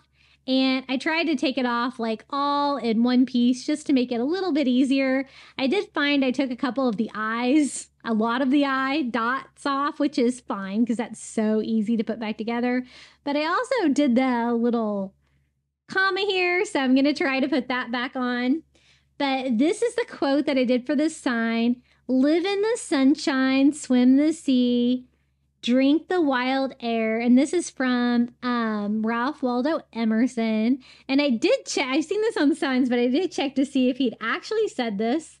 It did go on a little bit further, but this is everybody's favorite part. So we got that all weeded. One thing I like about this is that clear plastic backing on the vinyl makes it so easy to work with, and it does not stick to my Cricut mats at all. Then I'm going to use my favorite paper, transfer paper that I also get on Amazon. Both of those are linked in my Amazon shop below. I love both of them. This is the 12-inch, the big paper transfer paper. And I'm just trying to peel this off. You know, I usually work in sections, and working in one big piece like this was making it a little bit more challenging. I decided I was probably peeling it off the wrong way. So I decided to cut that and just go from the bottom up, and it came off so much better that way. Just make sure you're not taking any of the letters with you. And I have all the image for that giant sign all on one piece of transfer paper here. And I will share this Cricut file. Sometimes you have to have Cricut Design Space to use my Cricut files, though, because of the fonts. So I'll also try to create an SVG that I can share with you as well, in case you aren't able to access the Cricut file. It's always hard to know what they'll let you share and what they won't let you share. So you can kind of see through the paper transfer paper. So I'm just going to try to line it up the best that I can. And I mean, I just painted this foam board, and this paper transfer paper is so great because it doesn't damage any of my paint. I love that. It's not super sticky, but it's just sticky enough. So I'm going to do this kind of the same technique I did before, working from like top down instead of side to side. And folding that flat against the sign, just peeling that off. And it looks pretty good. And again, this is a really large sign, and I think it turned out so pretty. And I love this saying, it's so me. So I'm just going to use the tip of a little paintbrush from the Dollar Tree, dipped in white paint, and redo my eyes. When I did that, they were a little bit larger than the ones that actually were still on there, so I kind of updated them as well. I forgot the eye and lid. I did notice that and went back and updated that. Now I'm going to go over and distress it with the original color, the Caribbean blue. Just lightly dragging that over the white vinyl. Kind of forgot I had wet paint there. And just slightly distressing the vinyl. It's going to make it look less like vinyl and more like a hand-painted sign. And I always like to do that technique on signs that I use the actual vinyl on. Now, this is some really old scrap wood that we had in our garage that my husband had for a project years ago and never used. And he was going to get rid of it. And I said, no, don't get rid of the wood. So I cut it all down into 2-foot portions so that I could use it someday. And today is that someday. And so it's the perfect size for a 24-inch sign. One side was a little rough on these because, again, they've been in my garage forever. I'm going to kind of do the rougher on the outside of the frame, but basically it's the same length as my sign, which is perfect because then I can come in on the side like that and box it in. Instead of miter corners, we can just do little rustic corners like that. So I'm going to take my third piece, measure it, take that to my saw, and cut that piece down, going from the very top to the very bottom of the frame with that. And then with my spare piece, I'm going to cut down the other side. Just need to cut a little bit off that piece, and we can build a rustic frame for this. Now, if you don't have access to scrap wood like this, you could use the Dollar Tree craft wood. You might have to piece it together. I don't know if they have a 24-inch piece. I think they have an 18-inch piece, so maybe you can make it a little smaller with that. You could also use the Dollar Tree mini Jenga blocks, putting them all together. I've made really large signs frames with that, and it actually turned out quite well. And once you glue them all together and paint them, it's not too bad. So I am going to paint the outsides, the insides, and the top of these pieces of wood with just some white acrylic paint. And I'm not going to be too precise with this. I want it to look coastal farmhouse, so I want it to look slightly distressed. And I really kind of like the fact that the wood is kind of all old and mutilated a little bit. It's going to add a little bit to the charm. So I got one side of all of them. I'm kind of leaving them all in place so I know exactly what goes where on these. And then this is going to be the front part of it, because I'm going to have them boxed out like that. So it's a nice, big, thick frame. So basically, I had $1.25 worth of foam board, a little vinyl from Amazon, and some paint on this. Otherwise, everything was free like this would. So instead of $50, I really did a great deal. So I had to do the inside. I also have to do the outside. And then I'm purposely not going to do the back just so I kind of know what piece goes where. So I'm just doing a coat on all of these.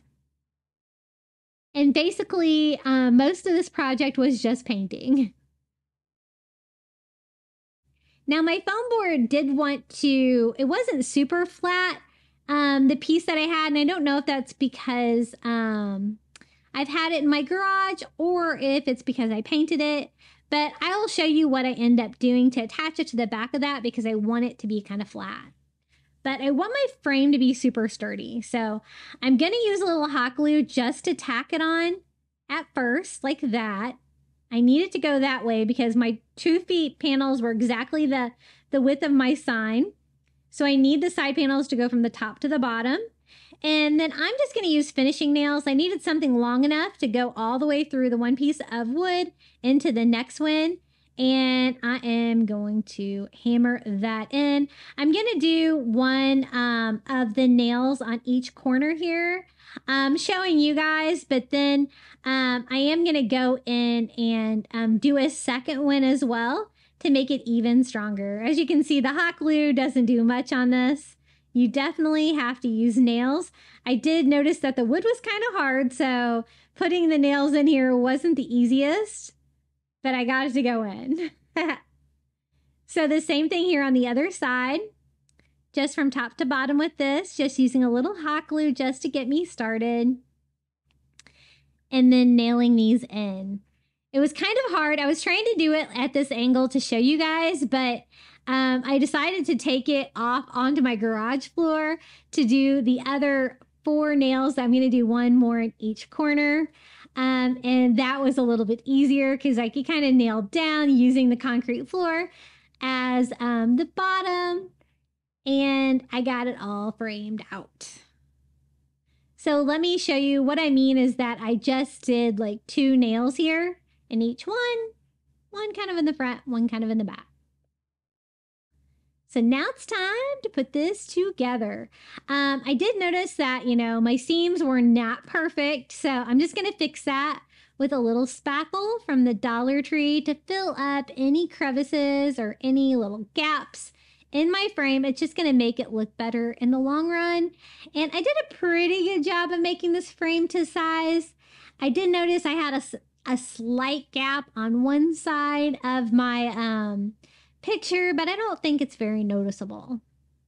But I did want to eliminate the cracks if I could, and since they're painted white, the spackle's going to dry white, so it's a pretty easy fix, just using my finger to kind of fill in any of the gaps. That looks good. Now it's time to try to put it back together. Now, it does fit like just inside, but as you can see there, see how it's kind of like bent? Where the corners kind of want to stick up. So I need to find a way to attach it to the back where the frame sits out towards the front. Kind of box it in a little bit. So I tried smoothing it out. I tried bending it a little bit, but it helped a little, but not really. The corners just kind of really wanted to curl up, and maybe that is from painting, I'm not sure. But I'm trying to flatten it out as much as I can and then kind of sandwich it right there inside my frame. It's a pretty good fit. Now, the only thing I could think of to attach it to the back to make my four corners stay down or stay back was to use duct tape. So that's what I'm going to use on the back of mine.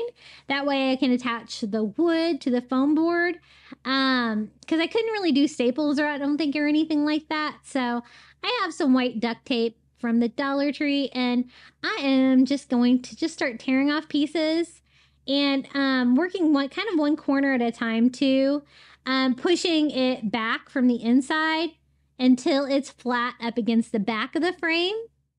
And I'm going to tape it all the way around. And since it's duct tape, I think it's going to be durable. And it's going to be hidden on the back of the piece anyway, so you're not going to be able to see it. So just working one section at a time, we're going to frame this whole thing out.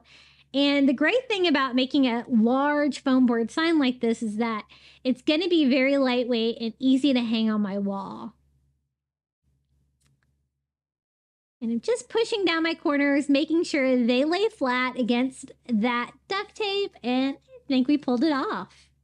I love that saying. When I looked it up, it had another word after air, and now I can't remember what it was. It's a word that I had no idea what it was, so I see why everybody leaves it off. I had to look it up, and I have never heard of the word in my life. Now I'm curious, now I'm going to have to look it up. Okay, I looked it up. It was salubrity, and it means favorable to or promoting health, which definitely the beach air definitely makes me feel like I'm healthier. I'm just going to use a little hammer and sawtooth hanger on the back that I got off a Dollar Tree canvas to hang it. And it's also nice and thick enough that it can kind of sit up on its side too if I want to put it on top of something. But I think it turned out really good. This is how big it is. It takes up my entire hall tree in my entryway. And I love it. Isn't it cute? The only thing I would have done differently with this was to make the foam board a little bit larger than the frame. It would be easier to attach to the back to keep it nice and flush, but I think it turned out really good. Now for the next DIY, we're going to be using another one of these like surfboard or boat shaped plastic summer dishes from the Dollar Tree. And we're actually going to cover it up with some of the Dollar Tree faux leather. I know you're thinking you're going to cover up the sea turtles. I know, but I had a lot of these and I kind of wanted to do another version of a surfboard sign. So that's what we're going to try to do with this one. You can use any of the patterns. A lot of my stores still have these, not necessarily in the sea turtle pattern though. And I just put that on the back of some Dollar Tree leather and just draw that design on there with a Sharpie. Now this is the faux leather from the Dollar Tree. I chose navy. I wanted to do like a navy and a blue surfboard with this to make a fun little surfboard sign for my son's bathroom. He kind of has like a day at the beach theme in the bathroom, and I thought this would look really cute. It's going to look a little bit masculine with the navy color, but I think it turned out really fun. So I'm just cutting probably on the outside of the Sharpie line. I wanted to make sure I had plenty of fabric because I am going to stuff the surfboard a little bit so it doesn't kind of like cave in like that. Because the way that the tray is formed, I want it to look like a nice full surfboard. So I do a bead of hot glue along one side of my tray and hot glue the faux leather right to it, trying to go all the way over to the edges. I will frame this out a little bit because I don't want it to look kind of crazy. I don't want you to be able to see any of the sea turtle pattern or anything through this. And then I did the same thing here with the other side, kind of flattening it out, leaving the very bottom of the little surfboard tray open so that we can stuff it. Now, once I got it on there, I can trim it down to size because, again, I did cut it out a tiny bit larger in case I needed that material. And I love working with this faux leather. I always kind of forget about it, but it crafts really well. It is really easy to cut and it has a beautiful texture. So I'm just going to use pillow fluff from an old pillow, and I'm just going to start filling that and, you know, kind of pushing it up towards the top. I want it to kind of look full, kind of like a slight, you know, concave shape, like sticking up. And make sure that it kind of looks like a surfboard and less like a tray. So I think it needs a little bit more stuffing here, and then we can seal up the bottom of the surfboard. Trying to make sure it's not too lumpy, a little bit like I'm smoothing it out, kind of pushing it up, making sure that it goes all the way to the tip. And then just gluing down the bottom part, just like we did for the sides with hot glue. And it actually held up pretty well to the hot glue, considering it is like a faux leather.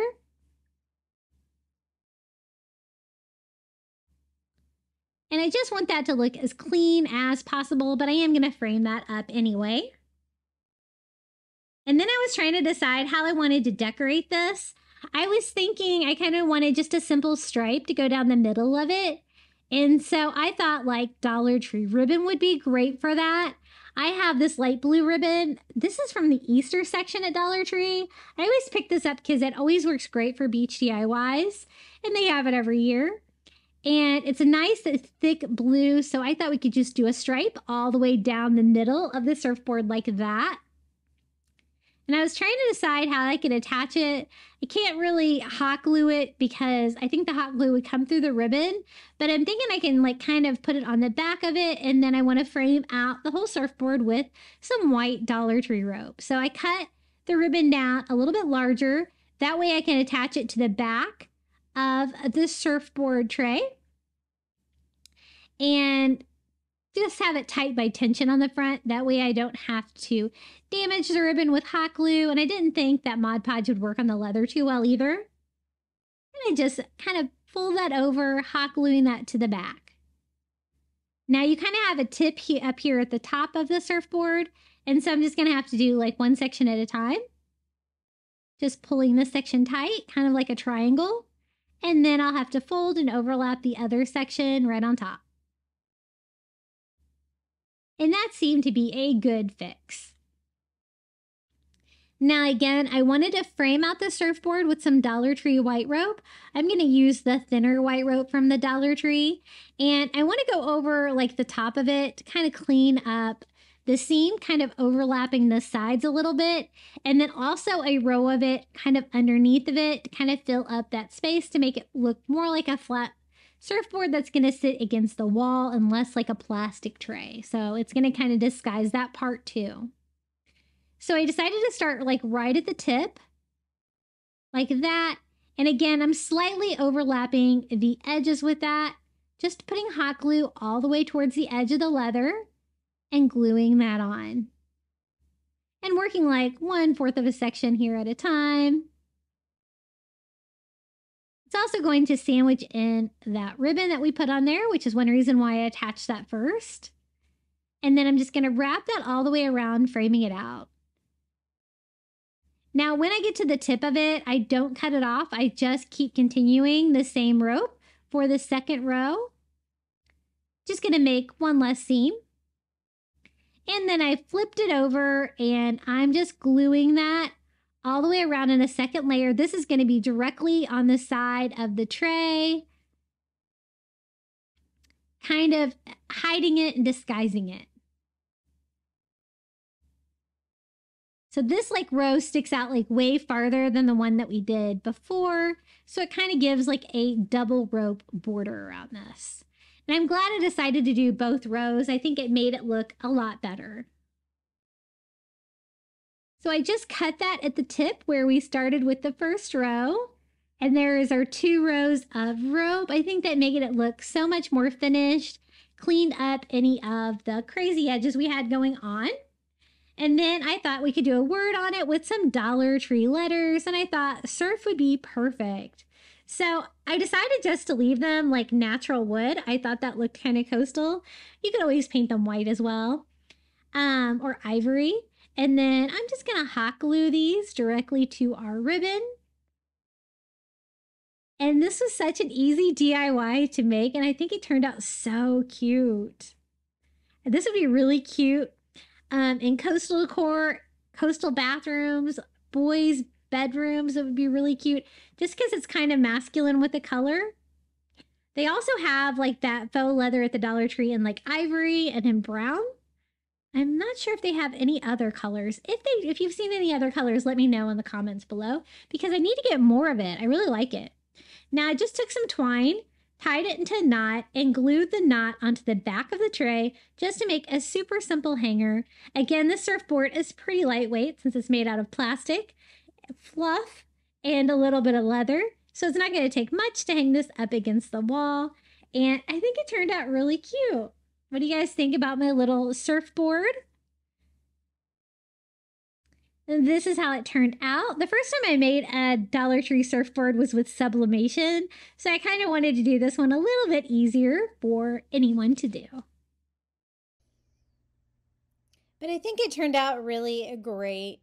Now for the next DIY, I'm going to be using the wooden fish they've had the last couple of years with the shore living line at Dollar Tree. I did not see these this year, but in case you have some leftover, this is a fun idea of what to do with them. Now, I picked up a whole bunch of these little wooden fish from the shore living line at Dollar Tree, and I haven't really done much with them. I did make the one with like the scales and like they're all swimming and they're all like on little dowels, but I think that's the only craft I've done with them. So I thought we could try something else. Using some of these fun burlaps from the Dollar Tree, I got an idea from one of y'all on my Facebook group. Let me find out who that was.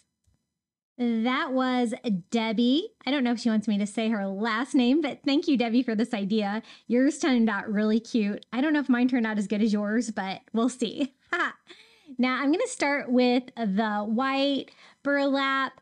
I tried giving it a starch and an iron to kind of get rid of some of those wrinkles, and I was also hoping to stiffen it a little bit. I want to cover the head and the tails of my fish with the white. I'm going to make all the fish different since I have all that variety of burlap, but I think I'm going to make the heads and tails all the same. So I just kind of lay the tail on top of it and kind of sketch that out with a Sharpie so I'll know where to cut.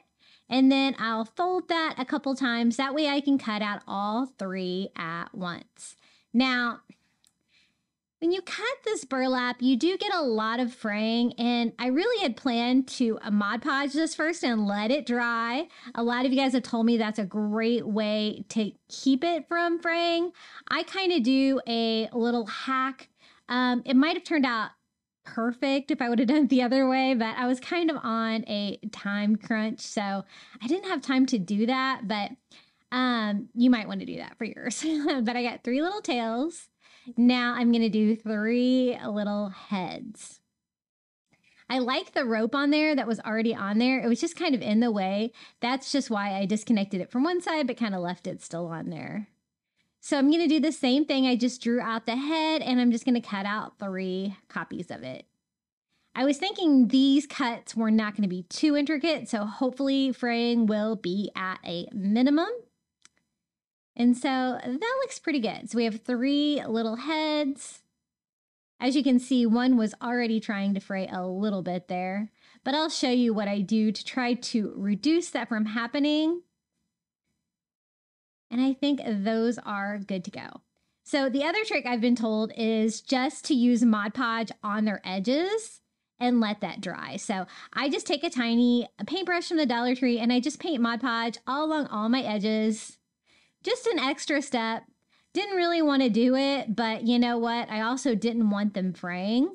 And so anytime you're working with this stuff, you're going to kind of be at that risk. So that was my quick little Mod Podge hack, and it seemed to do the trick. Aside from the one that was already trying to fray from immediately being cut.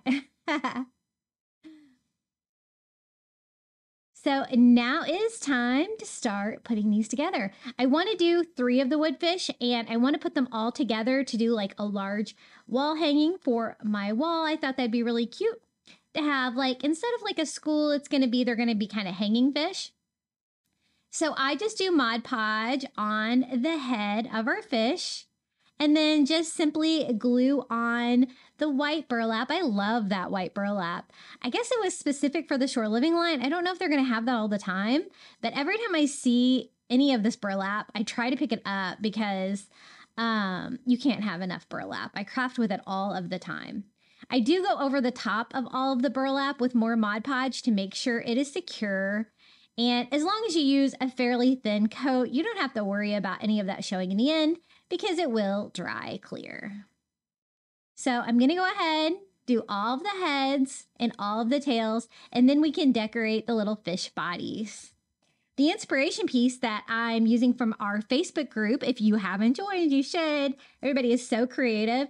She did the fish scales for the body and then blue burlap for the head and the tail. I don't know if she had blue burlap or if she painted it, but it looks beautiful. But I don't have like a turquoise blue burlap. I wish I did. Maybe I need some.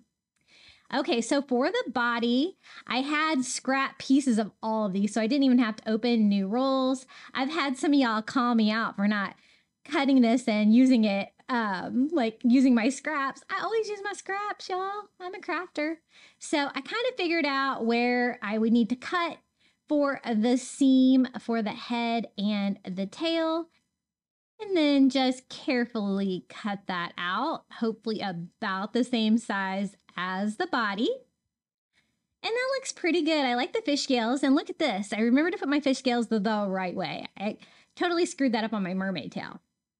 Okay, for the next one, I know starfish is not something that you would think of being on the side of a fish, but hey, the colors match. And I think it would be really fun just to have some stars or starfish on a fish, because when you're crafting, you can make stuff however they want to, you know, you want them to be. You can be creative. Somebody was saying that my palm tree was not realistic in the last one because the shells would not be there in a palm tree. And I'm like, it is art. Oh my goodness. Some people can't think outside the box. Okay, so I'm going to do the same thing with the polka dot. That way we can keep that like brown and turquoise trim. And so I think this one's really cute too. This is one I picked up this spring at Dollar Tree. And I love all the different burlaps they have. So I have 3 fish bodies now. I just used that first one for reference to cutting out the other 2. And it was a pretty easy shape to do. So I think that's going to work. But I don't want it to fray. So just like last time, I'm going to go around all of the edges. And I do this on the back just in case you can see it in the end. I don't want it to look different from any of the other burlap. And seal all of those edges. Just an extra step, but hopefully it did help. I did have to trim them in the end, but very minimally, so maybe it did work. So now we can start Mod Podging these on our fish. So here's our little polka dot fish. I'm going to trim that one down a little bit so it doesn't overlap too much. I am going to cover like the seams in between the head, the body, and the tail. The tail one, I'm going to use that existing rope, but I'll show you what I use for the head one too. And here's our little starfish. And Mod Podge that down, Mod Podge over the top. And here is our like kind of more traditional fish with the fish scales. I love that. That might be one of my favorites. Oh, I don't know. I love the starfish one too. And if you guys haven't seen my bee tier trade that I just did recently, they have some really cute bee burlap too. I love it. Okay, so they're partially dry enough for me to trim them up. And that's when I'm going to go around all of the edges of my fish with a super sharp pair of scissors and carefully cut off any fraying or anything like that. Clean them up a little bit. Now, I did not have rope that was the same as the rope on the tail. All I had was this from Walmart, which is thinner, or the thicker rope from Dollar Tree. And I really kind of, if I was going to use rope on both, I kind of wanted them to match. I also tried switching it up to white, like maybe with this macrame rope from the Dollar Tree. I didn't think that was large enough either. And so I was thinking, what else could I use? And I thought, what about some of this burlap trim from the Dollar Tree? It's going to be the same color as the rope, and it's slightly decorative and fun, right? So that's what I decided to go with. So I'm going to cut a piece of that and staple that on each one. But first I got to secure the ropes that we loosened earlier so that we could decorate these. So I am just stapling them back in to the top of the fish. And then we can attach our little burlap trim. I love this stuff. I got this at the Crafter Square. You could also use like the burlap ribbon that is on a roll. They have some really cute designs on that as well. One thing I like about this is that it's just straight like burlap color. It doesn't have any of the white in it. And I think it looks really fun on these fish. So I am just stapling that to the back and just wrapping it right around the seam. Easy peasy. And we have our fish all decorated. Now I wanted to string them together into a sign. Now I don't want them like all swimming the same direction. So we'll have the middle fish like swimming in the opposite direction. So I just flip them all over, try to make sure that they're kind of evenly spaced. Then I'm just gonna knot this burlap jute rope from Walmart, staple that in the back of my fish, line it up, head to tail there. And I'm gonna use my staple gun and just staple through these fish and staple these all on. Now, the more staples you use, the better. To get these to hang straight, you're gonna want to staple at the top and the bottom of the fish. I did have to go back and maybe add a few staples at the end because I didn't want any of my fish to kind of hang out. I wanted them all to hang close against the wall. It's hard for me to see with my staple gun because I don't want to get my big head in y'all's way, but sometimes I miss. And so then I knot the bottom one and staple that to it. And there it is. Isn't that a fun DIY? I love it, and I really hope that they bring back these wooden fish again because they're so versatile. I've made so many different crafts with them, and I really love how this turned out. I think this one was actually inspired by one of my viewers, and I wanted to give a go at it. I think it turned out really fun with those fun, different kinds of burlap. They had different ones again this year as well. Now for the next one, I'm going to be using some of the starfish. They have these every year with Shore Living, and also some of the Shore Living dishes. Now this is the first year I did not see these as well, but in case you have some left over, I wanted to include this. They look cheap and plastic, right? But you can really make these look like real shells and it looks real cool. Now, I DIY'd one last year and it kind of gave me an inspiration for this one. I wanted to make a large wall hanging with shells and starfish. So I want to paint the outside or the bottom of the shell. And I want as good coverage as I can get because, you know, it is plastic and I don't want all that iridescence shining through. So I'm using ivory chalk paint. If you don't have any chalk paint, you could get away with acrylic, but you're probably going to have to go over it with multiple coats. I'm just using a brush so I can get down in between all the grooves on there. And it already looks better, right? Yeah, we're going to DIY this and make it really fun. My idea was I wanted some really large seashells with starfish on it. And it turned out really cool art piece. So I do the same thing here with shell number 2, trying to get as much coverage as I can. And I love these. I was able to find a bunch the other day and I picked up a bunch because I have some other ideas for these as well. Last year I made one and displayed it on a stand. And it was very pretty. I still actually have to, I still have that in my house.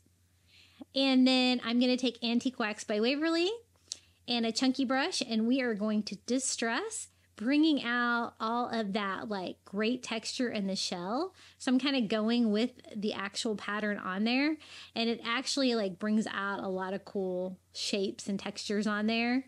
I am going to blend it a little bit with a baby wipe just to kind of make it blend in, look a little bit more rugged with different colors. And then I'm going to do the same thing here on the other 2. Now, you do have to be careful when you're distressing this if you rub it off with a baby wipe like I do, because it's going to be pretty easy to take your paint off. So you might have to touch up here and there if you have any areas that show through. But we're trying to make this look kind of old and distressed. And if you get a little bit too much brown, you can go back in there with your original color and brighten it up there a little bit. We're going to do the same thing over here. Don't they look cool? They look so much better than they did before. And so much more like seashells. So I did the same thing with shell number 3. Blending it, giving it a quick dry, and going back with a little bit of the ivory if there were any places that needed to be touched up.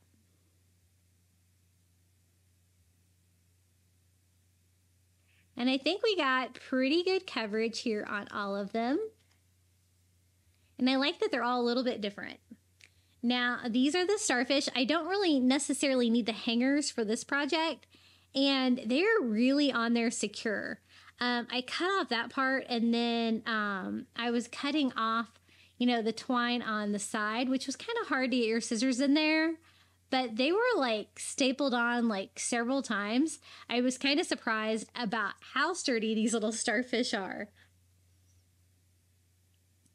But we're going to get it. So I pulled off all the twine, and then I'm just using my pliers to try to pull out the staples on the back,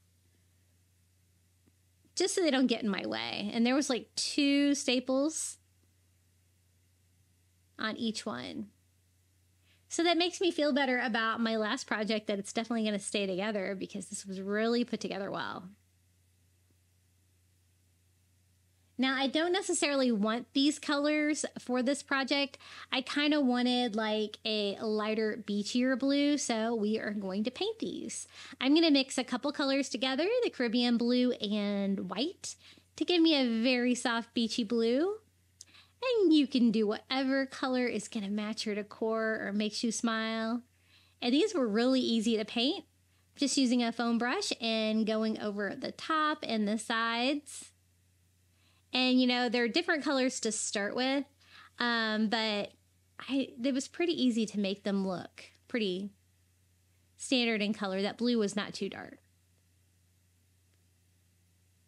And I thought it would be really cute to like layer these blue starfish on top of those seashells we made and kind of make like a coastal abstract wall hanging.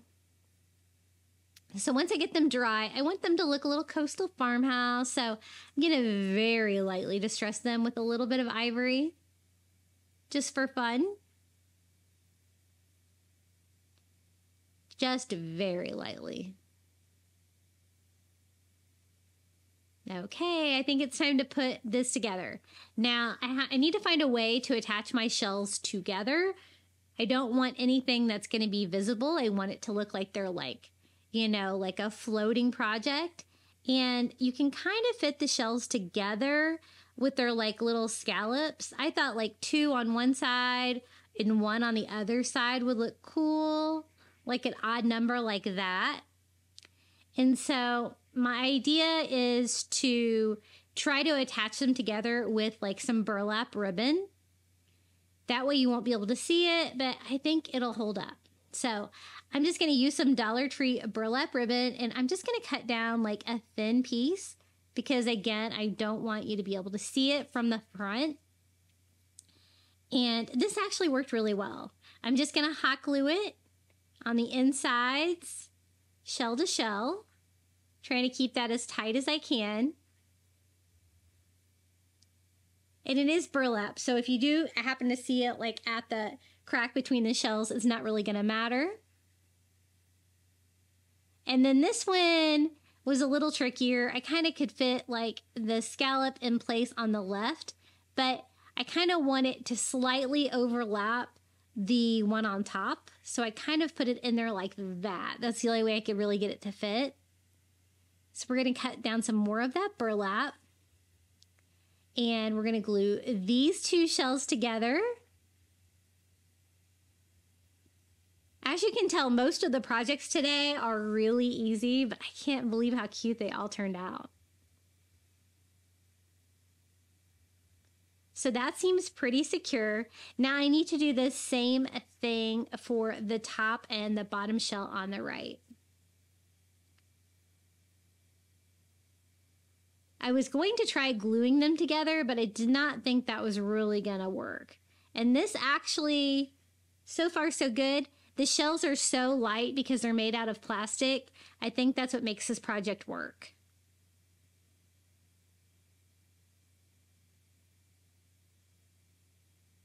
So there we go. We have them all attached together with a little help from the burlap ribbon.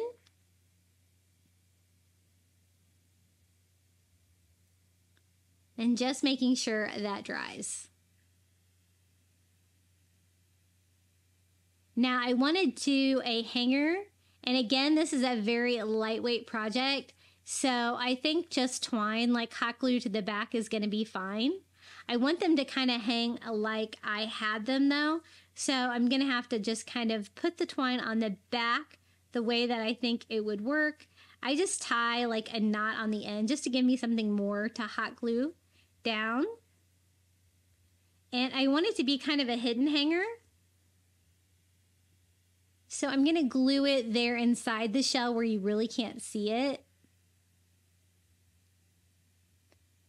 because the string is going to be like right there at the seam. And then I'm just going to tie a knot in the other side and attach it over here where the shells will kind of hang even though there's like 3 of them in a pattern.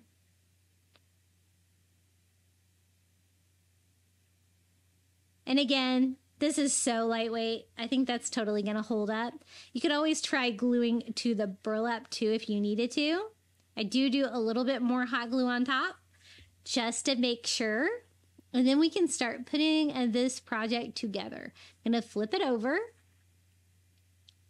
There's our giant seashells. And then I thought 2 starfish on the front will look really cute.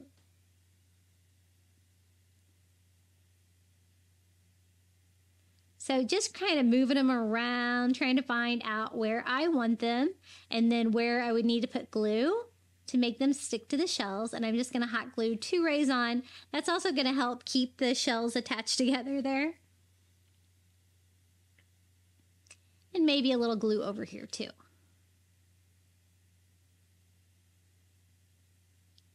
And then the other one I'm just going to kind of do, I think, on this shell. Kind of looks cool wherever. Just trying to figure out exactly where I like it the best. And glue this one down as well. And that's all there is to this coastal shore living DIY. It is so cute hanging on my wall.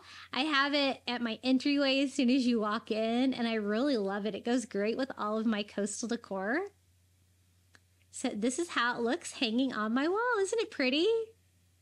Nobody would know that those were little plastic dishes from the Dollar Tree for sure. It's so fun. That might be one of my favorite projects today for sure. I love that, and I hope they bring those dishes back. I've made so many cute crafts with those.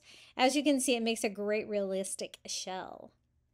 Hey guys, have you checked out my new website yet? It is craftybeach.net. It's a blog I'm setting up to kind of archive everything I do here on YouTube. So when you visit craftybeach.net, you'll be able to see different blog posts one represents each one of my YouTube videos. So here is a little preview of what the site is like. If you click on one, it's going to take you to that page where you can find a photo of all the DIYs I made in that video. You can pin them on Pinterest so you can remember to go back and make that craft. If you scroll down all the way to the bottom, you're going to find the corresponding YouTube video and some more info down there. I'm going to have everything organized by season. I just started it this spring. So this is what I have so far. And then I also have handy links like to my Amazon shop for some of the crafting items that I do get on Amazon. I primarily get my supplies from Dollar Tree, but sometimes Amazon is necessary. And I even have a link to my Etsy shop for all those fun crafting printables that you guys love so much. Be sure to check it out. I run a lot of sales over there on those. And that is it, craftybeach.net. Be sure to check it out, my brand new website. Really excited to launch it, and I need to get this updated. I just got back from vacation. Okay, the next DIY is another one of these shore living signs. I thought we could take it, make it look better. I don't really do like the dark blue nautical, and I kind of want to just update it. So I'm going to pop off the little starfish that's on there. I like the expression on the sign. It says beach days are the best days.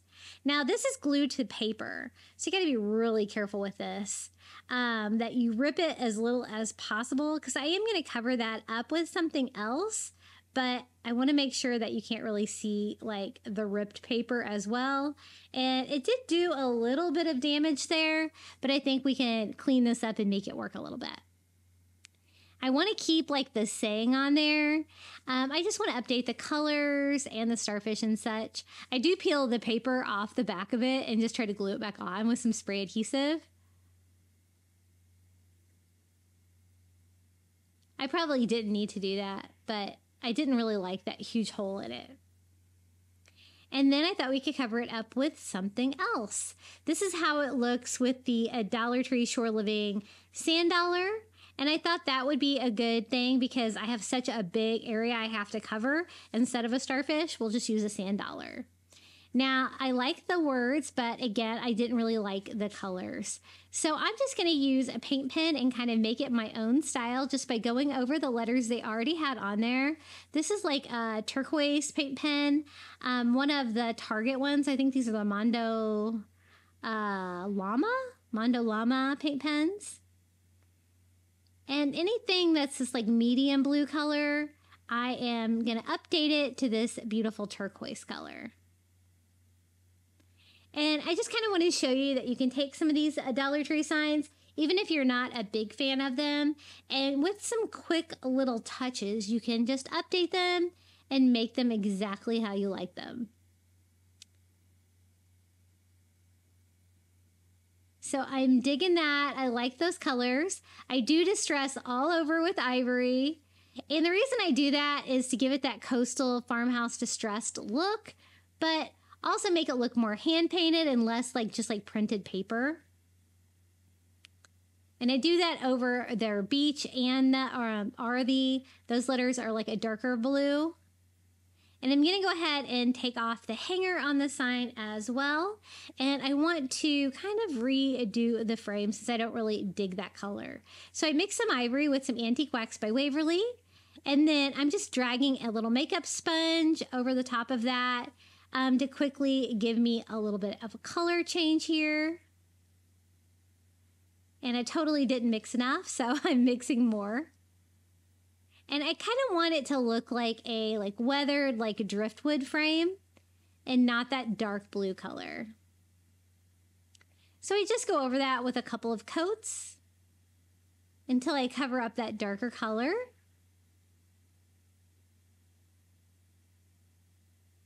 When you kind of drag it like that, you do kind of get that wood grain that you're going for.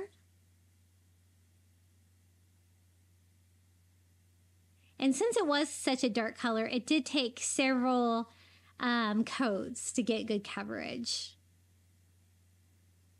And the sign, you can really see the transformation of the sign when you start changing the colors up, for sure.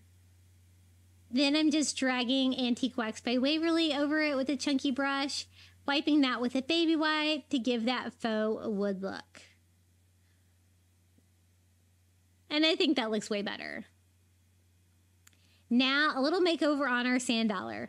This year they seem like they're white, but last year they were kind of gray. So I'm just going to paint mine white with just some acrylic paint just to brighten it up and make it look a little bit more bleached, which is what I want it to look like. But if you wanted to get creative, you can always paint these colors as well.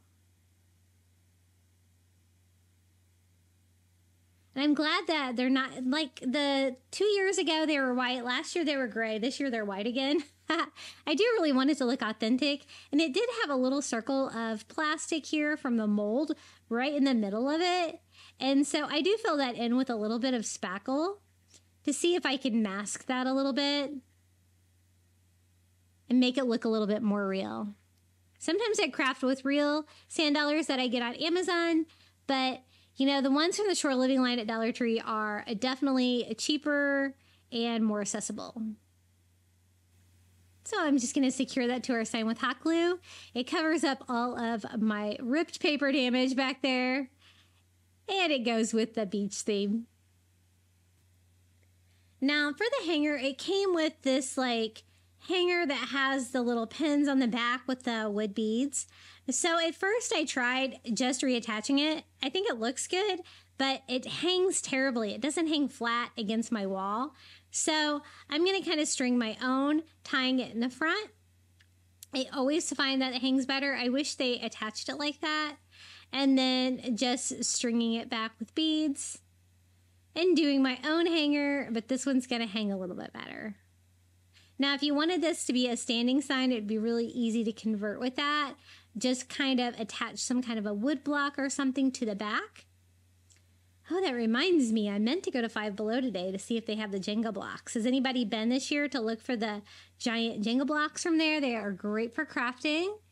And I try to stock up on a box or two every year, and they last me the whole year. So I string that full of wood beads and then tie that to the front. Easier said than done. And we have our little, it's just kind of a makeover. It totally has a different feel. I think it looks a little bit more high-end than it looked before. So just kind of an idea of what you can do with those signs. If you kind of like what they say, but you don't really like the way they look.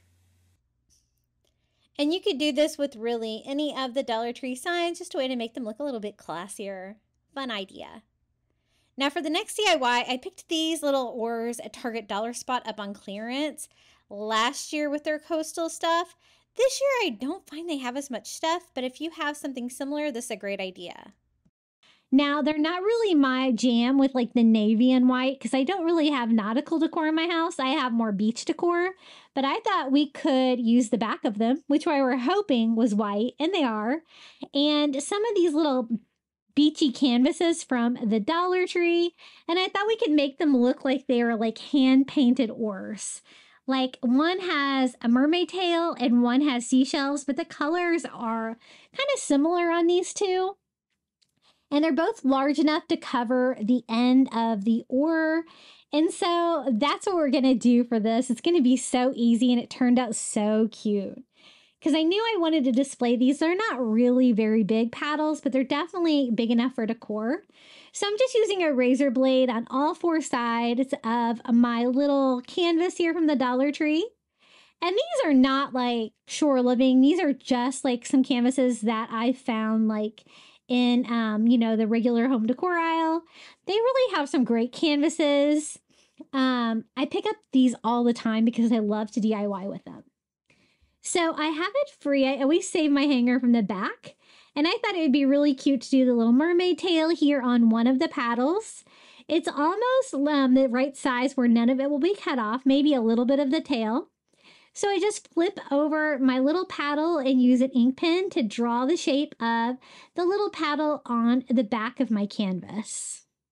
And now I can just simply cut that down with a pair of scissors. And we're just going to cover that. The canvas is really good to work with because it's nice and thick, it's easy to cut, and it's still kind of a fabric material, so you can glue it down pretty easily with Mod Podge. So that is my mermaid tail. Now for the top part, I'm going to do this little seashell pattern. It kind of has like some raised like sequins on it, but it's not really glittery or anything like that, so I kind of think it's okay. And I'm just going to go ahead and save my little hanger on the back. And it's kind of cool, isn't it? It's got like a sand dollar, a seashell, and a starfish on it. And I'm going to do the same thing, just cutting around the sides with a knife. The only tricky part of freeing these canvases are the corners because it's kind of folded there. So I'm just going to kind of try to get in there with a pair of scissors and kind of cut that, free it from the frame. I don't really save the frames themselves. They're not made out of really very good wood. If they were, I would, but they're kind of made out of that cardboard wood. And I'm not going to be able to get the whole image on there, but I thought I could get like maybe a little bit of all three. And so I just flip it over like I did before and use a pen to draw that shape on the back. And you know, Dollar Tree doesn't have a very good selection of like scrapbook paper and stuff like that. And they're basically the only store that I shop at for craft supplies. Michael's is too expensive and we don't have a Hobby Lobby, so we make do with what we can find at Dollar Tree, right? So I'm going to use Mod Podge to attach these. I do like a rather heavy coat because it is a, you know, kind of a heavy canvas that we're going to be attaching. And I'm just going to put the Mod Podge on the bottom. I really don't need to do anything to the top, and it will dry just fine. So there's our little mermaid tail. I'm going to have that be the bottom of my display, and then this one's going to be my top. I'm going to kind of display them, one going up, one going down. So I do Mod Podge on this one. The star is going to be the top of it.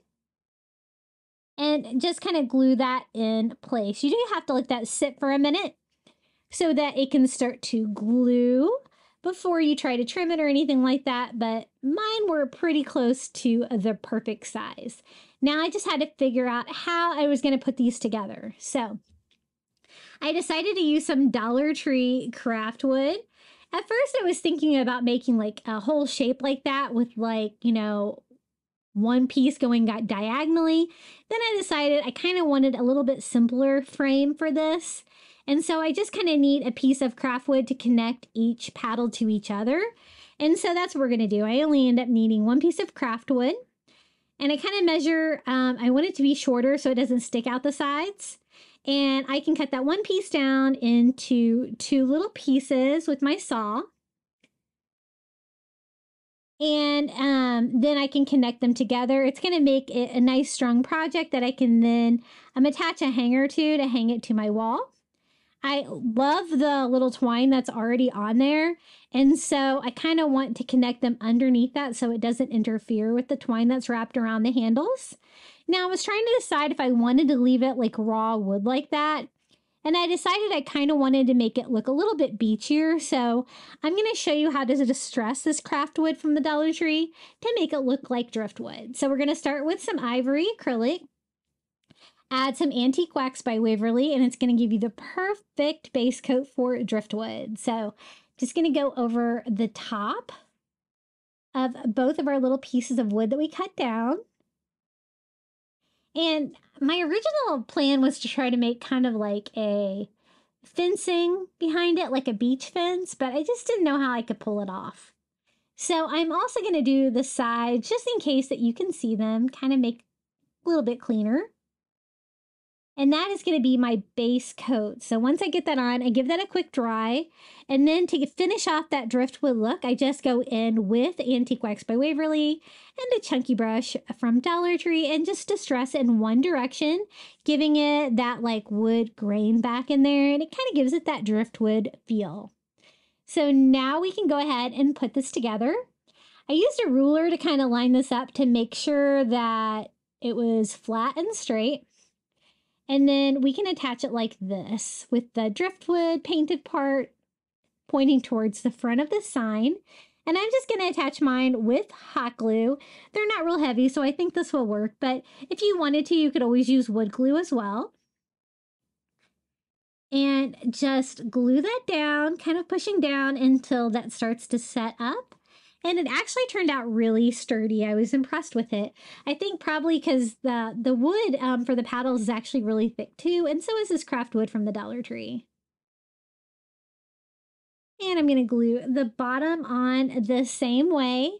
Now, the only thing I have left to do is a way to hang this. I want to hang it like vertically.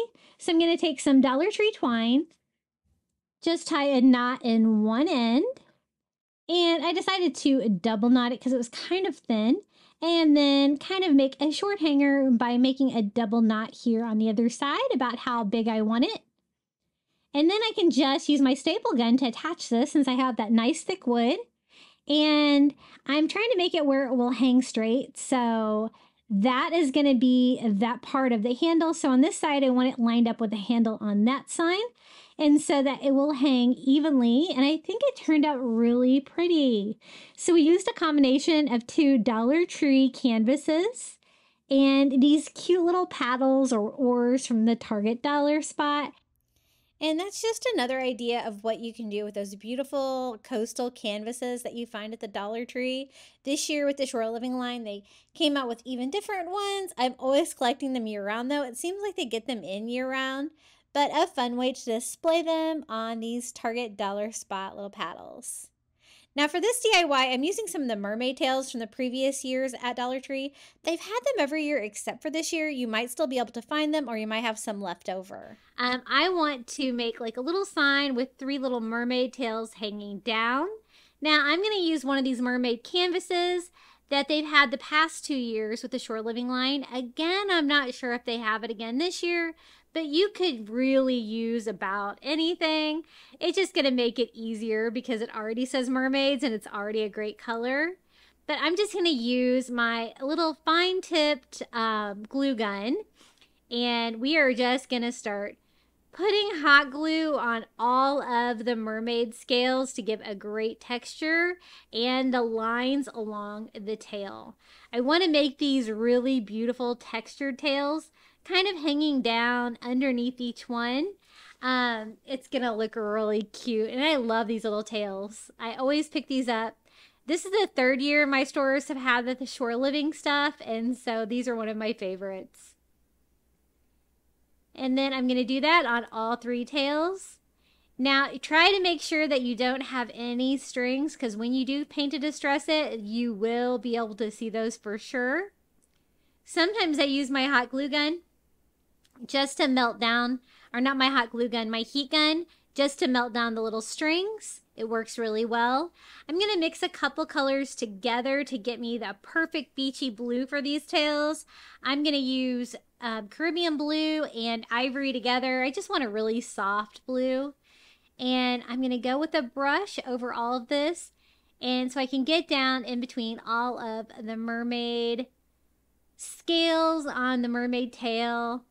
And this is a pretty close match to what was already on that canvas. And I'm going to do that on all 3. Now, if you don't want all of your tails to be the same color, it'd be really cute to like ombre that too. Like make each one like a slightly different color of blue. Might have to try that this year with these. Now, since it is like a mobile piece and they're going to be kind of dangling down, I don't want the backs to look half painted like that. I think that looks kind of unfinished. So, might as well just go ahead and quickly paint the backs as well. So we have 3 little blue mermaid tails. Now, to bring out all that beautiful texture that we painted on there, I'm going to distress it with some ivory. Kind of wiping off the excess with a baby wipe, giving that really fun coastal distressed look to those, and it really brings out like all of the texture on there as well. And I'm gonna do the same thing with all of these. The first time that I ever heard it really rain like it's doing right now in Florida, I couldn't believe it. I thought I'd seen it rain hard, but I didn't know anything until I moved here. It rains really hard here. Okay, so I like the blue on this, but I kind of want it to look distressed as well. So I'm just going to go over the canvas. I love it, but I just want to distress it slightly with some of that ivory paint too, to kind of make it go with the vibe of the little mermaid tails that I'm going to hang dangling below it.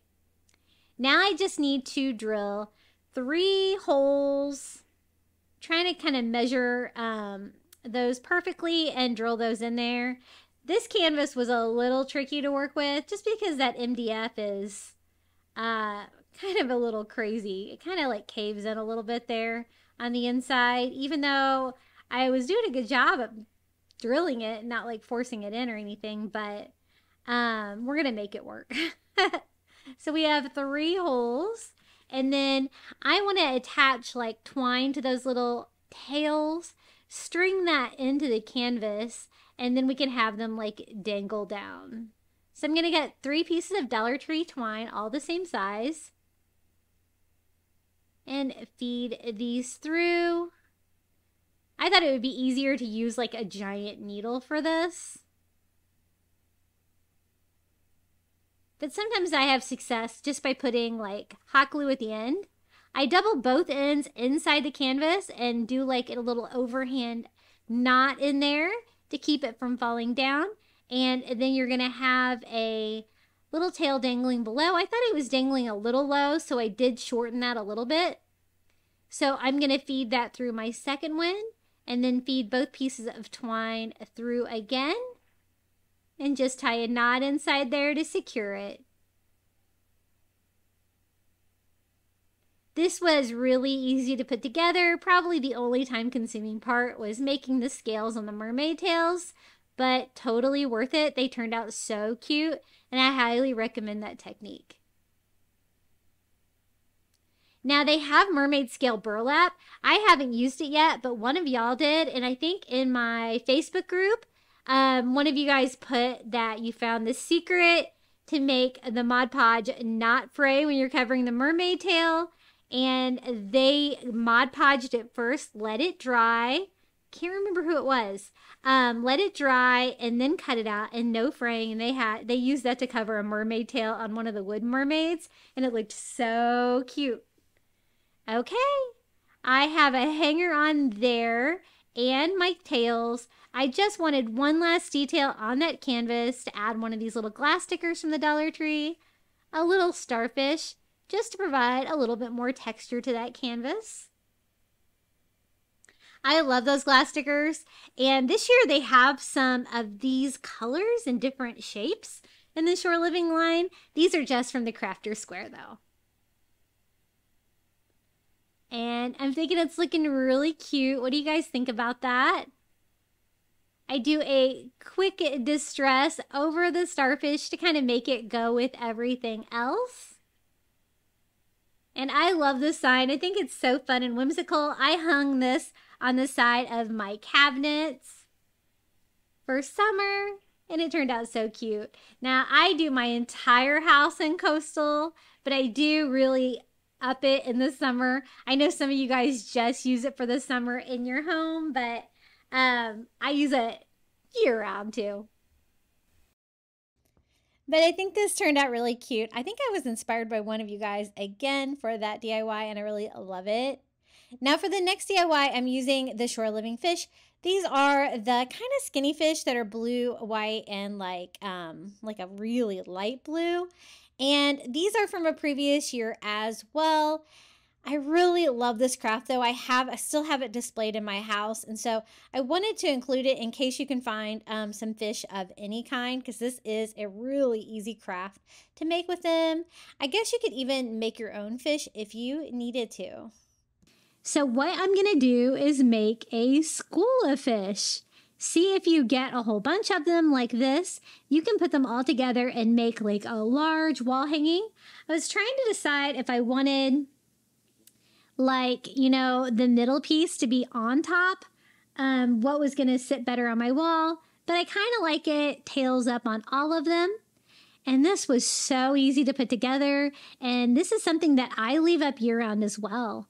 I just use a little hot glue on each tail, and about halfway down that like left row of fish in our school, I'm not going to bother like covering the little holes in them. I think that's going to be fine. And then this one, I'm just going to attach with a little bit of hot glue here. I will have further reinforcement for that one and this one on top when I do the next row of fish, because then I'm going to glue them together with the tail of this one. I decided it looked better that way, and it has been hanging in my home for a year, and it is completely very stable. But I'm just going to go ahead and glue those all together like that in that cool like fish school pattern. Now, I was a little worried about stability, and so I decided just to take one of these like long, I guess these are like the hot dog sticks from the Dollar Tree, just any kind of a little tiny dowel, and I used my little miter scissors to cut down enough pieces for each joint. I thought this would provide me a little bit of wood that I could put in each one of those joints, that I could secure it just a little bit more. So I'm just going to hot glue those in there, and it's going to hot glue it to both fish. just to make it a little bit sturdier. I don't know if this step was really necessary, but I thought this is something that I want to keep up all the time. I definitely want it to be super sturdy. And so I'm going to go ahead just and reinforce every single one of those joints with that dowel. And since I cut them down to size, you can't see any of this from the front when I have it hanging on my wall. So that should be the last one. Isn't it cute? Now I just have to figure out a way to hang it. And so I'm just going to use some of that thicker jute twine, and I'm going to attach that to the back of the fishes here on this side. These are just so cute. I absolutely love how these turned out. I'm just going to tie a knot in the twine and use my stapler. They're so thick, my staple actually does not go all the way through, so that's always a good sign. And this is one of my favorite shore living line DIYs that I've ever done. It's so cute. So if you see these and you want to do a school, make sure you pick up at least 7 of them, because I think 7 looks really good all swimming in a school like that. And this is how it looks hanging in my home. Aren't they sweet? I think some of y'all were going to make some nursery decorations with this. That would be really cute as well. Definitely a fun idea, so I wanted to be sure to include it in this Best of Beach DIY video. Speaking of that, we've made it all the way to the final reveal. Be sure to comment your favorite DIY down in the comments below, or just come say hello. I love reading all of your kind comments. And enjoy the final reveal.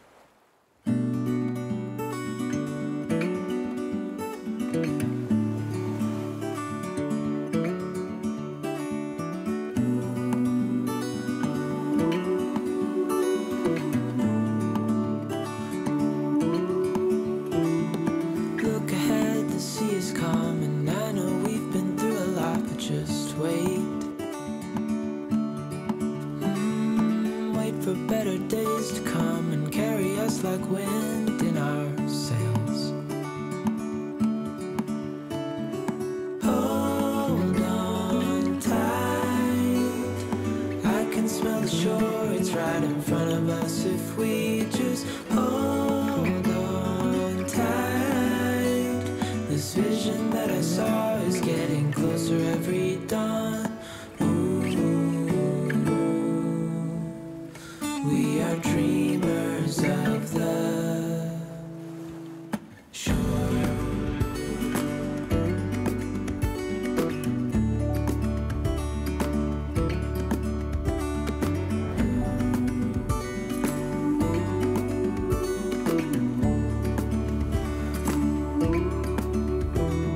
7 years now on this boat, and we all know where we belong. Just wait.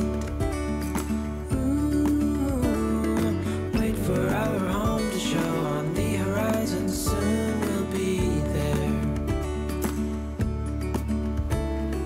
Hold on tight, I can smell the shore, it's right in front of us if we just hold on tight.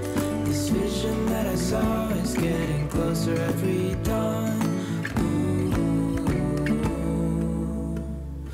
We are dreamers of the shore when we can't read the sky. We just sail with the wind that we've got, and when we're drowning in doubt, just keep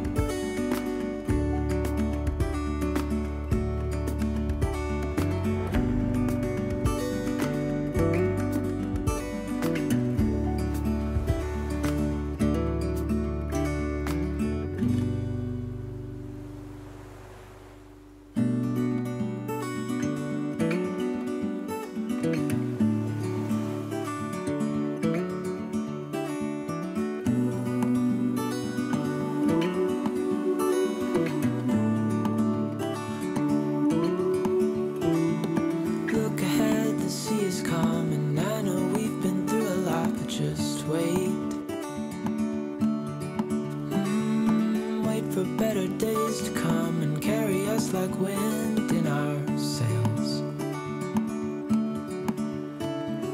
Hold on tight, I can smell the shore, it's right in front of us if we just hold on tight. This vision that I saw is getting closer every dawn. We are dreamers of the shore.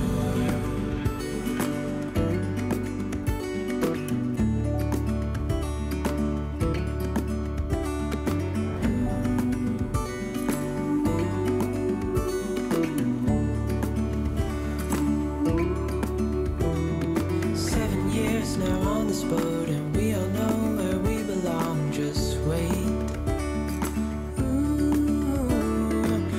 For our home to show on the horizon, soon we'll be there. Hold on tight, I can smell the shore, it's right in front of us if we just hold on tight. This vision that I saw is getting closer every dawn. We are dreamers of the shore when we can't read the sky. Thank you so much for making it all the way to the end of my videos. That really helps my content here on YouTube. And I want to give a huge thank you to all of my crafty beach bums for supporting my channel. Thank you to Karen O'Haron, Melinda Elizabeth, Jamie Job, Susan Edmonds, Tracy Knight, Nancy Wunner, Janae Farrington, Julie Miller, Pamelia Wren, Maria Grace, Donna Schreiner, Sandy C., Live Another Day, Tracy Wooldridge, Marin Christensen, Debbie Middleton, Vicki Connors, and Adrian Brolt. Thank you so much. I appreciate each and every one of you. If you would like to become a Crafty Beach Bum member, all you have to do is hit the join button next to this video. It's $4.99 a month. You're going to get early ad-free access to my content here on YouTube, and you're free to cancel anytime, but it's a small way that you can support me here on YouTube. Now, do you want more beach crafting DIYs? Be sure to check out this video right here, and until next time, happy crafting, everyone.